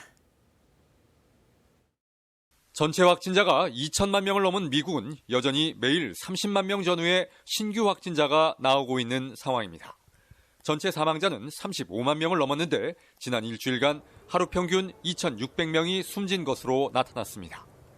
더 큰 문제는 사망자 수가 빠르게 증가하고 있다는 점입니다. 지난해 12월 한 달 동안에만 미국에서 7만 7천 명이 코로나19로 숨졌습니다. 전문가들은 현재 추세대로라면 이달에만 미국에서 사망자가 10만 명 이상 나올 것으로 보고 있습니다. 그러나 트럼프 대통령은 의도적으로 확진자와 사망자 수를 줄이는 다른 나라들과 달리 미국 내 코로나19 통계는 과장된 것이라고 주장했습니다. 확진자와 사망자 수가 질병통제예방센터 CDC의 터무니없는 측정 방식 때문에 미국에서는 매우 과장되고 부풀려졌다는 겁니다. 반면 보건당국과 전문가들은 현재 상황이 위태로울 뿐 아니라 향후 전망도 그리 밝지 않다며 병상 확보 등이 시급하다는 입장입니다.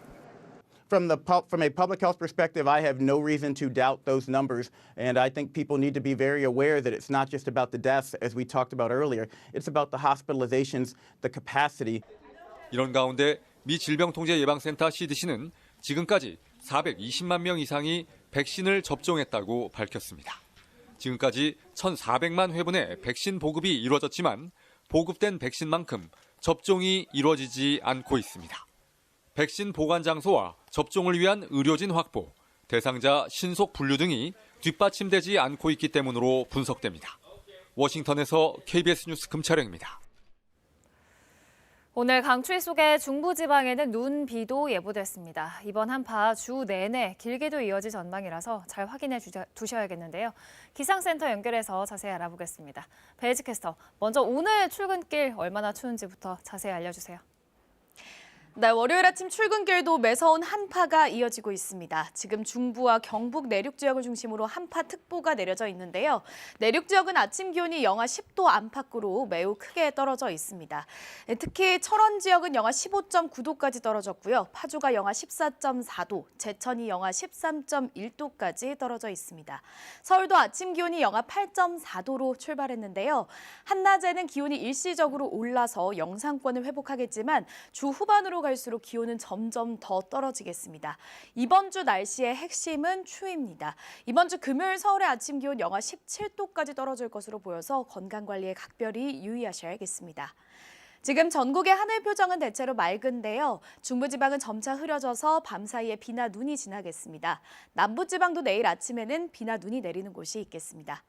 양은 많지 않겠지만 도로가 미끄러운 곳이 있어서 안전운전 하셔야겠습니다. 현재 기온 살펴보겠습니다. 서울이 영하 8.1도, 철원이 영하 15.3도까지 떨어져 있고요. 청주가 영하 7.7도, 대전도 영하 7.8도까지 내려가 있습니다.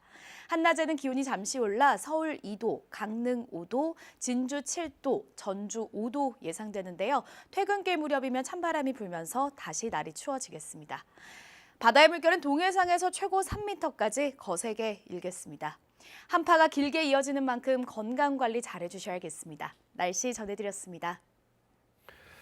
더불어민주당 이낙연 대표가 어제 긴급 소집된 당 최고위원회의에서 두 전직 대통령의 사면 필요성을 재차 확인했습니다. 민주당은 당사자의 반성이 중요하다는 입장을 냈는데요. 국민의힘은 반성이라는 조건을 다는 것 자체를 비판했습니다. 김비치라 기자의 보도입니다. 긴급 소집된 최고위원회의를 마친 이낙연 대표는 두 전직 대통령에 대한 사면은 자신의 평소 소신이라는 점을 다시 강조했습니다. 국민 통합을 이루는 정치로 발전해 가야 한다고 믿습니다. 그러한 저의 충정을 말씀드린 것입니다. 이낙연 대표는 청와대와의 사전 교감 여부에 대해선 그런 일 없었다고 부인했습니다. 당내 사전 논의가 없었던 데 대해 최고위원회는 이 대표의 진정성을 이해한다는 입장을 내놨습니다. 민주당 지도부는 그러면서 사면 문제는 국민의 공감대와 당사자들의 반성이 중요하다고 입장을 정리했습니다. 이낙연 대표의 사면론에 전제 조건을 붙인 건데 두 전직 대통령이 아직 사과와 반성을 하지 않았다는 당내 반발을 수용하고 여론 추이도 살펴보겠다는 겁니다. 당원들 중에는 또 국민들 중에는 그런 의견도 상당히 있습니다.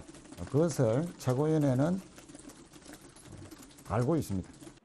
민주당 회의 전 아직은 지켜보자고 했던 국민의힘은 민주당이 반성이라는 전제 조건을 내건 것을 비판했습니다. 말에 대한 책임을 져야 한다며 사면 문제를 깃털처럼 여기고 있다고 주장했습니다. 정치권은 오는 14일로 예정된 박근혜 전 대통령에 대한 대법원 선고를 주시하고 있습니다. 또 곧 있을 것으로 알려진 신년 기자회견에서 문재인 대통령이 입장 표명을 하지 않겠냐는 관측도 나옵니다. KBS 뉴스 김비치라입니다. 코로나19 때문에 북중 국경이 폐쇄된 가운데 양국을 연결하는 신압록강대교는 정식 개통이 임박한 것으로 보입니다. 차량 통행 모습이 KBS 카메라에 처음 포착됐는데요. 오세균 특파원의 취재입니다. 단둥과 북한 신의주를 잇는 왕복 4차로의 신압록강대교. 아무도 없던 신압록강대교에 북한 쪽에서 온 승용차 한 대가 포착됐습니다. 탑승자가 차에서 내리더니 신압록강대교 중앙에 설치된 국경 분리대의 문을 엽니다. 중국 번호판을 단 이 승용차는 국경 분리대를 다시 닫은 뒤 쏜살같이 건너옵니다. 2014년 완공 이후 개통을 미뤄오던 신압록강대교에서 차량 통행이 확인된 건 이번이 처음입니다. 이 때문에 정식 개통이 임박한 것 아니냐는 분석이 나오고 있습니다.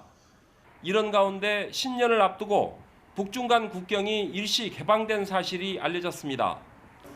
압록강과 북한 신의주가 내려다 보이는 압록강 철교 인근 10층 규모의 한 중국 호텔입니다. 제 뒤로 보이는 이곳 호텔에 지난달 22일 북한에서 압록강 철교를 통해 건너온 중국인 60명이 집단 격리 중인 것으로 확인됐습니다. 현재 이 호텔은 통째로 격리시설로 지정되면서 외부인의 출입을 통제하고 있습니다. 最近结束，他们是22号来的，然后就14天呗，5、6号。 이들은 주로 북한을 오가며 무역이나 장사를 하는 화교로 전해졌습니다.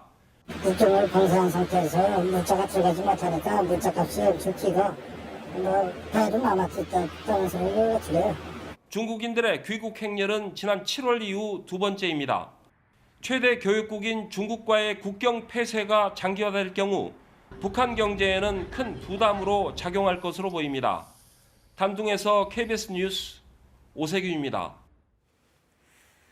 지난해 우리나라의 주민등록 인구가 처음으로 감소했습니다. 출생 인구가 1년 만에 10%가 넘게 줄어서 30만 명 선이 무너졌고요. 이른바 데드크로스, 새로 태어난 사람보다 사망한 사람이 더 많아지는 현상이 발생했습니다. 정세배 기자의 보도입니다. 지난해 우리나라 인구는 5,182만 9,023명. 1년 전에 비해 2만 838명이 줄어들어 사상 처음으로 인구 감소를 기록했습니다. 특히 출생 인구 감소가 두드러졌습니다. 1년 만에 10% 넘게 줄어들면서 처음으로 30만 명 선이 무너졌습니다. 급기야 출생 인구보다 사망 인구가 더 많은 인구 데드크로스 현상도 나타났습니다. 저출산 기조가 이어지면서 고령화 현상은 가속화됐습니다. 60대 이상이 전체 인구의 4분의 1에 육박한 반면 10대 이하는 16.9%에 그쳤습니다. 10년 전에 비해 60대 이상은 8.2%포인트나 늘어났는데 10대 이하는 5.5%포인트 줄어든 겁니다. 이런 가운데 세대 수는 꾸준히 늘어 역대 최다를 기록했습니다. 1년 만에 60만 세대가 넘게 늘어났는데 특히 1인 세대가 급증해 사상 처음으로 900만 세대를 넘어섰습니다. 반면 4인 이상 세대는 꾸준히 줄어들면서 평균 세대원 수는 2.24명으로 역대 최저치를 또 갱신했습니다. 지난 2011년 이후 계속 감소 추세입니다. 올해부터 향후 2, 3년간이 출생자 수가 더 감소할 것으로 전망이 됩니다.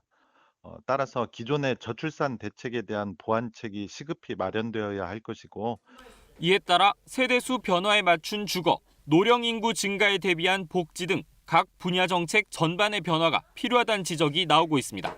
KBS 뉴스 정세배입니다. 어젯밤 7시 37분쯤 경남 함양군 휴천면 남호리에 있는 야산에서 불이 나 임야 3헥타르를 태우고 5시간여 만에 진화됐습니다. 불이 나자 산림청과 군청 공무원 등 120여 명이 투입돼 진화 작업에 나섰지만 강추인데다 급경사 안벽 지역이 많아서 불길을 잡는 데 어려움을 겪었습니다. 산림당국은 도로 옆 야산에서 불이 시작된 것으로 보고 화재 원인을 조사하고 있습니다. 국내 최대 온라인 중고거래 사이트에 아들, 딸을 판다 이런 내용의 글이 올라왔습니다. 누군가 아이들 사진을 도용해서 올린 거였는데 피해 아동의 아버지는 자신이 사기 거래를 신고해서 보복을 당한 거라고 주장하고 있습니다. 경찰이 조사에 들어갔습니다. 조지현 기자입니다. 사정이 어려워 자식들을 팔기로 마음먹었다며 중고거래 사이트에 올라온 글입니다. 잇따라 3건의 글이 올라왔는데 아이들 얼굴이 모자이크 없이 그대로 공개됐고 여자아이를 성적으로 대상화하는 등 부적절한 표현들도 있었습니다. 해당 글에 적힌 연락처의 주인은 실제 사진 속 아이들의 아버지였습니다. 우리 애들은 맞는데 제가 쓴 게 아니고 사진이 얼마나 이쁘게 나왔는데 그 사진을 그런 식으로 쓸 줄은 꿈에도 몰랐죠. 피해 아동 아버지는 이틀 전 중고거래 사이트에 올라온 지게차 판매 글에 사기 거래가 의심된다고 댓글을 달았는데 판매자가 그 보복으로 아이들 사진을 도용해 글을 올렸다고 주장했습니다. 지게차 판매 글을 올렸던 사람과 아이디가 같다는 겁니다. 저한테 전화해서 입에 담지 못할 말들을 많이 했었고 너희 애들을 가지고 뭐 어떻게 한다고 막 그런 협박을 했었어요. 근데 이렇게 할 줄 몰랐어요. 그런데 이 같은 협박은 이번이 처음이 아니었습니다. 지난달에도 같은 아이들의 사진과 함께 무료 나눔하겠다는 글이 해당 사이트에 올라왔습니다. 당시에도 글을 올린 사람은 중고 지게차를 거래하려고 연락하게 된 판매자였습니다. 판매자의 연락처가 사기 피해 정보 공유 사이트에 등록돼 있어 사기가 의심된다고 댓글을 달았더니 댓글과 전화 등으로 협박이 이어졌다고 합니다. 피해 아동 아버지는 지난달과 어제 글을 올린 사람이 아이디는 다르지만 동일인인 것으로 보고 있습니다. 경찰은 해당 게시글에 대해 정보통신망법 위반 혐의로 내사에 착수했다고 밝혔습니다. KBS 뉴스 조지현입니다. 이 사기 거래 자체도 조심하셔야겠습니다. 요즘 온라인 비대면 거래가 늘면서 돈을 떼이는 사례가 적지 않은데요. 거래 전에 경찰청 사이버 안전지킴이에 전화번호를 조회해서 사기 이력이 있는지 확인하실 수 있습니다. 자세한 방법 서윤덕 기자가 알려드립니다. 이 남성은 지난달 25일 인터넷 카페에 차량 부품을 산다는 글을 올렸습니다. 곧 팔겠다는 사람이 나타났는데 흥정 과정에서 상대방이 주소까지 공개하자 의심하지 않고 32만 원을 보냈습니다. 하지만 구매한 부품은 오지 않았고 연락도 끊겼습니다. 고객께서 전화를 받을 수 없습니다. 경찰에 신고한 뒤 상대방 전화번호를 조회하니 인터넷 거래 사기로 이미 7건이나 민원이 접수된 번호였습니다. 너무 힘들어요 지금. 시국인지라 1,000원, 10,000원이 되게 아깝고 지금 형편도 힘들고 하는 상황인데. 인터넷 거래 사기는 전북에서도 꾸준히 늘고 있습니다. 해마다 10% 이상씩 늘며 5천 건을 넘었습니다. 경찰이 검거한 인원이 한 해 1,000명 안팎입니다. 특히 요즘에는 코로나19로 대면이 어려운 데다 한 푼이라도 아끼려는 마음에 중고거래 사이트 이용이 늘고 있는 만큼 더 주의해야 합니다. 거래 전에 전화번호를 조회하고 안전거래 사이트만 이용해도 피해 대부분을 막을 수 있습니다. 인터넷 거래 시에 경찰청 사이버 안전지킴이를 통해 사기 이력을 조회하시고 개인 계좌이체 거래보다는 안전거래 사이트를 이용하시기를 꼭 당부드리겠습니다. 다만 최근에는 모바일용 가짜 안전거래 사이트를 만들어 돈을 받고 잠적하는 사례도 있어 컴퓨터를 통해 안전거래 사이트를 이용해야 합니다. KBS 뉴스 서윤덕입니다. 정부가 코로나19로 어려워진 소상공인들을 위해 3차 재난지원금까지 발표를 했습니다만 아직 2차 지원금도 못 받았다는 사람들이 적지 않습니다. 정작 현장에 지급되기까지 이 진행 속도가 원활하지 않은 것 같은데요. 김용덕 기자가 알아봤습니다. 체육관을 운영하는 김범중 씨. 코로나 사태 이후 문을 여닫는 것이 반복됐습니다. 7월 이후엔 수강생도 뚝 끊겼습니다. 신규 회원이 안 들어오기 때문에 문을 열어놓으나 안 열어놓으나 매출은 계속 없는 상태예요. 기대했던 재난지원금도 감감무소식. 검토하는 게 많아서 결과가 안 나온 게 많아요. 대략 어느 정도로 많은 거예요? 그 인원이? 이건 3만 명 정도 돼요. 이거 처리해야 3차가 진행되거든요. 태권도 학원을 운영하다 문 닫은 이 가족도 사정은 비슷합니다. 남편이 일용직 근로로 생계를 유지할 만큼 막막한 상황이라 더 속이 상합니다. 2차 지원금에 대해서 추진을 한 부분에 대해서는 감사하게 생각을 해요. 너무 큰 금액처럼 느껴지고 준다고 이제 하기만 얘기를 하지 실질적으로 어떻게 돌아가는지도 모르고 지푸라기를 잡고 놓치지 않으려고 그냥 계속. 3차 지원금 발표 이후 이처럼 2차 지원금도 제대로 받지 못했다는 제보가 속출하고 있는데요.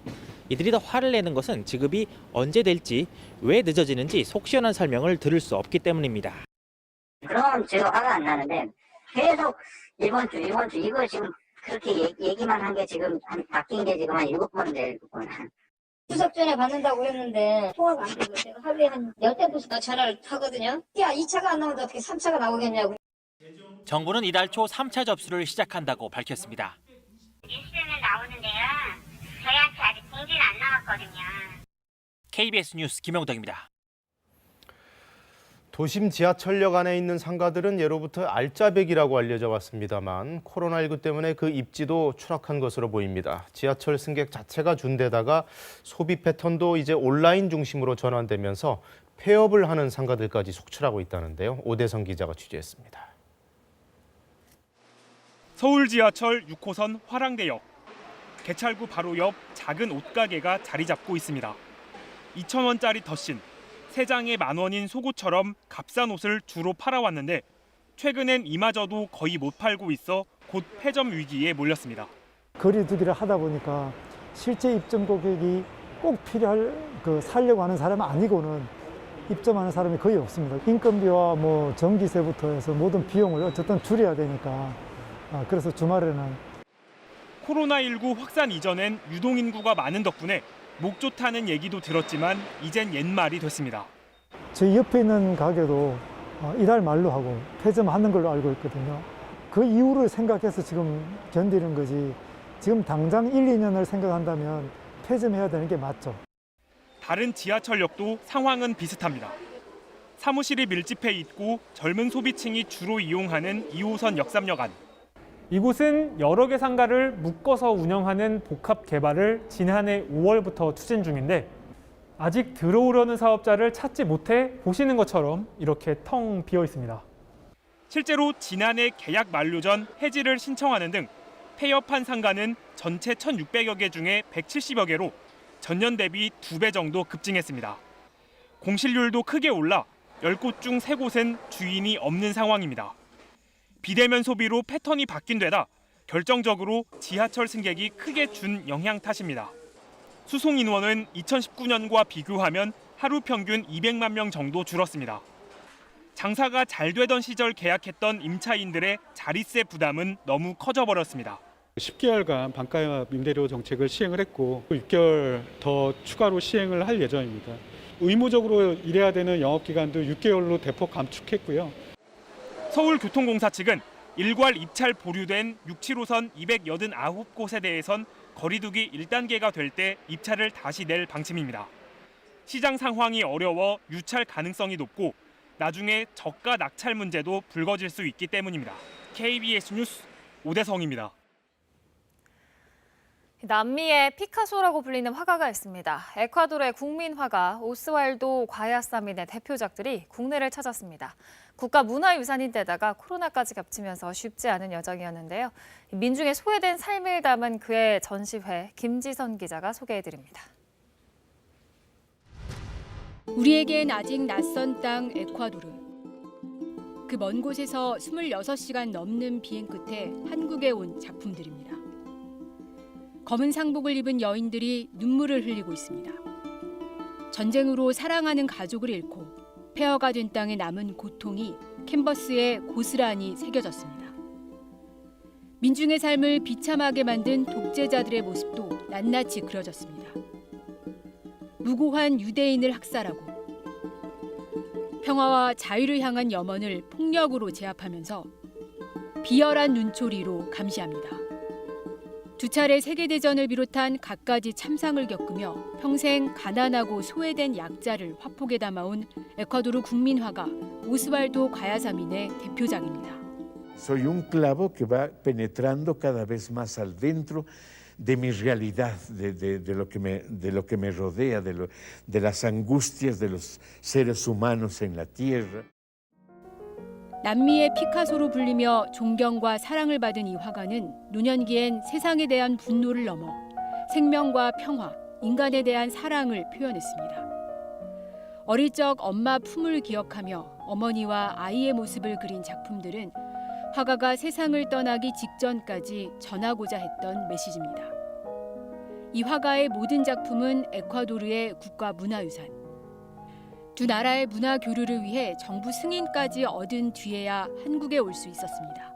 민족적인 어떤 그런 그 경랑의 어떤 그런 시대들 이런 것들이 겹치면서 에콰도르 국민화가의 작품 속에서 뭔지 그 공통점을 좀 찾을 수 있는 부분들이 저는 많다고 보고 있습니다.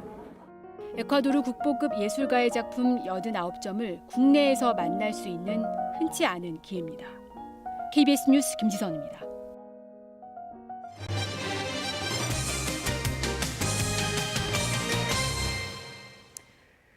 지난해 숨진 택배기사 가운데 사인이 과로사로 추정되는 사람은 모두 16명입니다. 택배회사들은 상자 분류 작업에 인력을 더 투입하고 심야 배송을 멈추겠다며 지난해 대책을 내놨었는데요.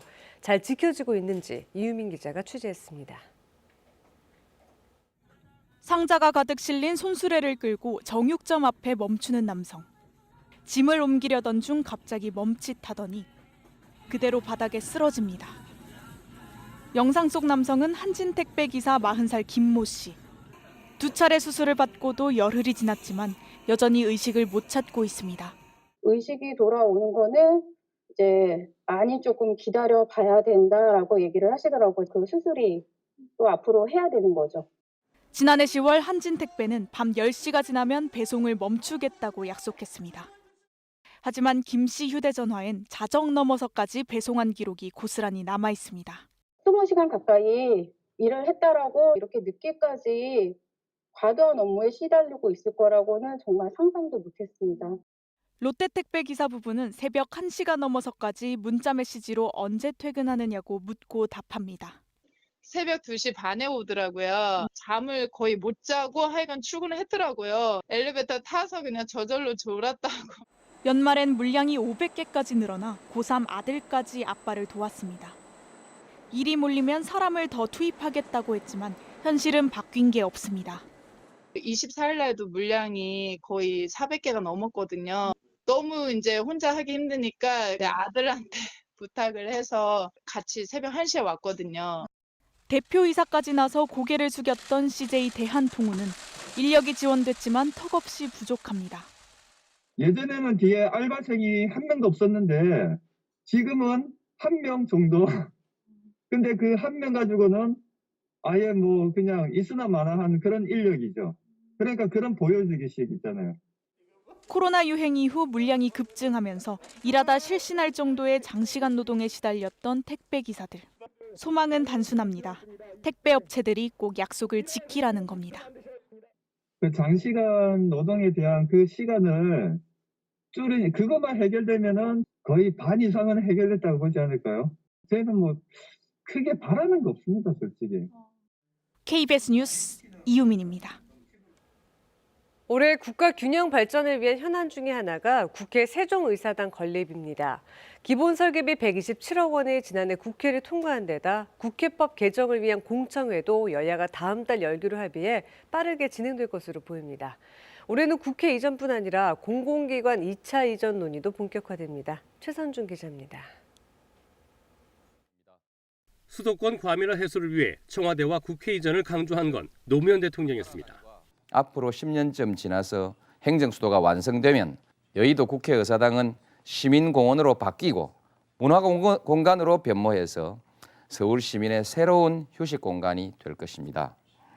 이로부터 18년이 흘러 국회 이전 논의는 급물살을 탔습니다. 민주당은 행정수도 완성 추진단을 꾸려 전국 순회 토론회를 열었고 기본 설계비 127억 원을 여야 합의로 통과시키는 데 성공했습니다. 국회 세종의사당 건립을 위한 불가역적이고 항구적인 그런 여야 합의가 있었다는 점에서 역사적인 의의가 크다 하겠습니다. 정부 계획대로라면 세종의사당은 2026년 완공을 목표로 여의도 국회의 2배 넓이로 지어집니다. 의사당 건물 양쪽으로 정부 청사, 국책단지와 최단거리에 주거시설이 들어서는 국회 타운이 조성되면 5천여 명이 상주하고 하루 1,500여 명이 방문할 것으로 예상됩니다. 국토연구원은 해마다 3조 원에 달하는 행정 비효율 비용도 아낄 수 있어 전체 경제 효과는 8조 원에 달할 것으로 전망했습니다. NGO나 의사협회, 변호사협회, 건설협회 등의 이익단체가 내려온다면 상당히 큰 파괴효과가 있을 걸 생각하고 있습니다. 국회법 개정도 속도를 내고 있습니다. 설치 근거를 두는 것이 무엇보다 중요한 가장 큰 관문이라고 생각을 하고 있고요. 이와 관련해서는 새해 21년도 2월 달 이내에 관련된 공청회를 하기로 여야 간에 합의가 되어 있는 상태입니다. 올해는 혁신도시 공공기관 2차 이전 논의도 본격화될 것으로 예상돼 국가 균형 발전을 위한 발걸음은 한층 더 빨라질 것으로 전망됩니다. KBS 뉴스 최선중입니다. 참두릅과 땅두릅은 대표적인 봄나물입니다. 이 가운데 땅두릅은 보통 3월이나 돼야 시장에 나오는데요. 이제는 한겨울에도 이 땅두릅을 맛볼 수 있게 됐습니다. 노지영 기자가 전해드립니다. 500제곱미터 남짓한 비닐하우스 안에 봄내음이 가득합니다. 키운 지 한 달 정도 된 땅두릅입니다. 참두릅은 두릅나무에서 나는 새순으로 가시가 있지만 땅두릅은 땅에서 바로 나오고 솜털이 보송보송한 게 특징입니다. 또 땅두릅은 참두릅에 비해 향이 강하고 식감이 부드럽습니다. 빨라야 3월 초에야 수확이 가능했던 땅두릅입니다. 촉성 재배로 벌써 어른손 한 뼘 크기까지 자라면서 이른 수확이 가능해졌습니다. 촉성 재배법은 강원도 농업기술원이 개발했습니다.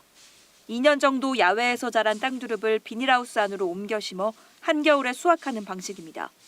이렇게 키운 땅두릅은 강원도 양구에서 시범 재배되고 있습니다. 그리고 2년 동안의 시장성 타진 작업을 거쳐 이달부터 본격적으로 시장에 선보입니다. 출하 시기가 전국에서 제일 빠릅니다. 국내에 이제 최초로 개발을 해서 지금 18년도부터 보급을 하고 있고요. 지금 강원도에만 집중적으로 보급을 해서 강원도에서 지금 특화가 되고 있는 상황입니다. 일반적으로 봄에 출하되는 땅두릅의 도매 가격은 2kg에 2만 원 정도입니다. 하지만 강원도 땅두릅은 한겨울에 출하되다 보니 2배 정도 비싸게 가격이 형성돼 있습니다. 농민들이 겨울철이면은 농한기에 진짜 버리가 없이 너무 놀고 있는데 저뿐만이 아니라 다른 농가들도 그 가구당 한 2, 3천만 원 소득을 올릴 수 있으니까. 첫 수확에 들어간 강원도 땅두릅의 예상 생산량은 10톤. 겨울철 소득이 없어 고심하던 농가에 효자 작물이 될 것으로 기대됩니다. KBS 뉴스 노정입니다. 새로 나온 책 소식입니다. 코로나 바이러스로 중국 우한시가 봉쇄된 동안 도시의 참상과 생존을 위한 사투를 낱낱이 기록한 우한 일기가 국내에 출간됐습니다. 또 올해로 20주기를 맞은 아동문학과 정체봉의 시와 산문도 새로운 모습으로 독자들을 찾아옵니다. 김석 기자가 소개해드립니다. 사람 간에는 전염되지 않는다. 막을 수 있고 통제 가능하다. 이 8글자가 도시를 피와 눈물로 적셨다. 처음에 우한 폐렴으로 불렸던 정체불명의 바이러스가 삽시간에 퍼지자 결국 봉쇄령이 내려진 인구 1000만의 도시 중국 우한. 한 작가가 봉쇄 사흘째부터 우한의 참상과 생존기를 SNS에 써나가기 시작합니다. 중국 정부가 집요하게 삭제하고 차단했지만 작가는 글쓰기를 멈추지 않았고 우한의 실상을 세상에 알린 용기 있는 증언이란 박수 갈채가 쏟아졌습니다. 2020년 1월 25일부터 3월 11일까지 60일 동안 꼬박 적은 일기에서 작가는 우한 사태를 인재로 규정하며 반드시 그 책임을 물어야 한다고 역설합니다. 세계 15개국에 판권이 팔렸지만 정작 중국에선 금지 도서로 지정돼 출판되지 못했습니다. 쉽게 지나쳐가는 것들 속에서 보석 같은 지혜와 진리를 발견할 줄 알았던 사람. 지금도 많은 이의 기억 속에 남아있는 아동문학가 정체봉. 작가의 20주기를 맞아 생애 처음이자 마지막 시집과 고인이 남긴 주옥 같은 글을 엄선한 산문집이 나란히 출간됐습니다. 삶의 마지막 순간까지도 처음 마음을 잃지 않았던 작가의 맑은 글을 다시 읽어봅니다. 조선 왕실이 자제들 교육을 위해 꾸민 고전 학습용 그림책 예원 합진에 수록된 글과 그림에서 선조들의 지혜를 만날 수 있습니다. 영화나 소설에서 영웅 못지않게 중요한 존재인 악당, 빌런을 주인공으로 세운 5작가의 개성 넘치는 단편을 모았습니다. 몇 해 전 수술대에 올라 생사의 고비를 넘긴 72살의 작가가 다시 얻은 생의 소중한 순간들을 시처럼 산문처럼 적었습니다. 코로나19로 하루하루를 힘겹게 살아가는 이들에게 건네는 작은 위로입니다. KBS 뉴스 김석입니다. 이 시각 출근길 교통 상황 알아보겠습니다. 서울경찰청입니다. 월요일 출근길 교통정보입니다. 새해 첫 출근길 소망을 가득 담아 출발하시기 바라겠고요. 따뜻한 옷차림으로 안전한 출근길 오르시기 바랍니다. 동부간선도로 군자교에서 성동 분기점 사이 2차로에 추돌 사고 여파로 이에 뒤쪽 창동교부터 속도 내기 어렵고 이렇다 보니 내부순환로 역시 사근 램프에서 동부간선도로 합류 지점까지 차간격이 매우 좁습니다. 강변북로 구리방면 행주대교에서 서강대교, 다시 한강대교 일대 교통량이 많고 나라나 올림픽대로 잠실 쪽으로는 행주대교 남단에서 가양대교, 또 여의교 남단 쪽으로 부분 지체를 보입니다. 경부고속도로 판교에서 들어오는 차량은 서초 나들목까지 30분 정도 소요되고 있습니다. 동북지역 미아로는 미아 사거리에서 기름역, 이어지는 동소문로 한성대 입구역 일대 부분 지체를 보입니다. 집회 소식입니다. 저녁 5시 반부터 6시 반 사이 서울역 플랫폼 일대에서는 소규모 집회가 있을 예정입니다. 교통정보였습니다.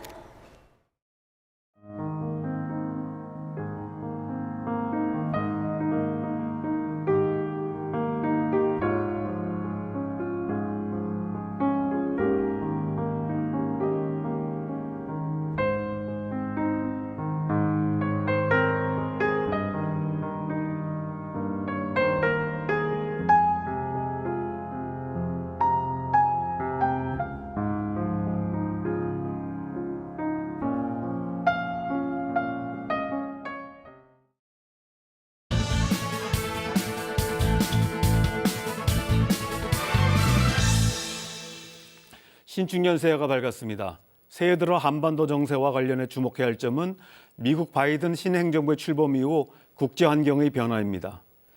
과거보다 영향력이 약해졌지만 여전히 미국의 대외 정책은 국제 정세, 특히 한반도 정세에 미친 영향이 매우 크기 때문입니다.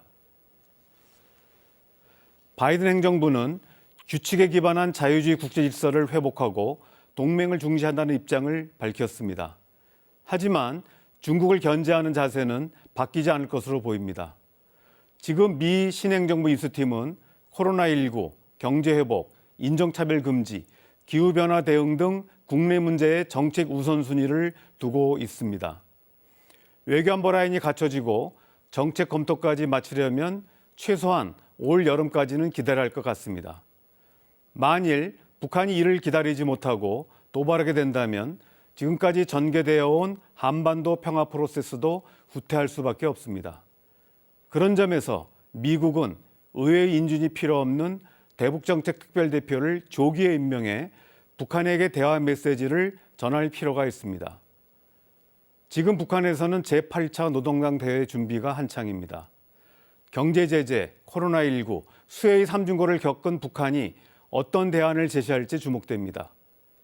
삼중고를 극복하기 위해서도 북한 역시 한반도 평화가 필요할 것입니다. 올해는 문재인 정부가 한반도 평화를 정착시킬 수 있는 사실상 마지막 해입니다. 4월 재선거가 끝나면 이후 본격적으로 대선 국면에 접어들 것으로 보입니다. 정부도 보다 창의적이고 주도적인 자세로 남북 대화의 분위기를 만들어야 합니다. 남북 관계의 관리는 한반도 평화에 있어 가장 중요한 토대가 될 것이기 때문입니다. 뉴스 해설이었습니다. 새해 첫 월요일입니다. 오늘 아침 출근길에도 옷차림 따뜻하게 하셔야겠는데요. 지금 중부와 경북 내륙 지역을 중심으로는 한파특보가 내려져 있습니다. 또 파란색으로 표시된 지역은 영하 5도 아래로 기온이 내려갔고 일부 내륙 지역은 영하 10도 아래로 기온이 떨어져 있습니다. 오늘 아침 철원은 영하 15.9도, 제천 영하 13.5도까지 떨어졌고요. 파주가 영하 14.4도, 의성과 장수도 영하 12도 안팎까지 기온이 뚝 떨어졌습니다. 서울도 아침 기온 영하 8.4도로 출발하면서 추운 아침입니다. 한낮에는 일시적으로 기온이 오르겠습니다. 바람의 방향이 서풍으로 바뀌면서 오늘 한낮의 서울 기온 2도로 영상권을 회복하겠습니다. 하지만 주 후반으로 갈수록 날은 점차 더 추워지겠는데요. 목요일에는 서울의 아침 기온 영하 15도 예상되고 낮 기온은 영하 11도 안팎에 머물겠습니다. 금요일에는 서울의 아침 기온이 영하 17도까지 내려가겠습니다. 지금 하늘 표정은 대체로 맑습니다. 다만 오후부터는 중부지방이 차츰 흐려지면서 밤사이에는 중부지방 곳곳에 비나 눈이 내릴 텐데요. 남부지방은 내일 아침에 비나 눈이 내리겠습니다. 양이 많지는 않겠지만 도로에 그대로 얼어붙어서 미끄러운 곳이 많겠습니다. 동해안 지역에는 건조주의보가 발효 중이니까요. 화재 예방에 유의하셔야겠습니다. 현재 기온 살펴보겠습니다. 철원이 영하 15.3도, 춘천 영하 12.5도 가리키고 있고요. 세종과 대전이 영하 8도 선까지 떨어져 있습니다. 한낮에는 서울이 2도, 청주 2도 예상되고 광주 6도, 대구 5도 예상됩니다. 날씨 전해드렸습니다. 네, 새해 첫 출근길도 옷차림 따뜻하게 하셔야겠네요. 뉴스광장 마칩니다. 고맙습니다.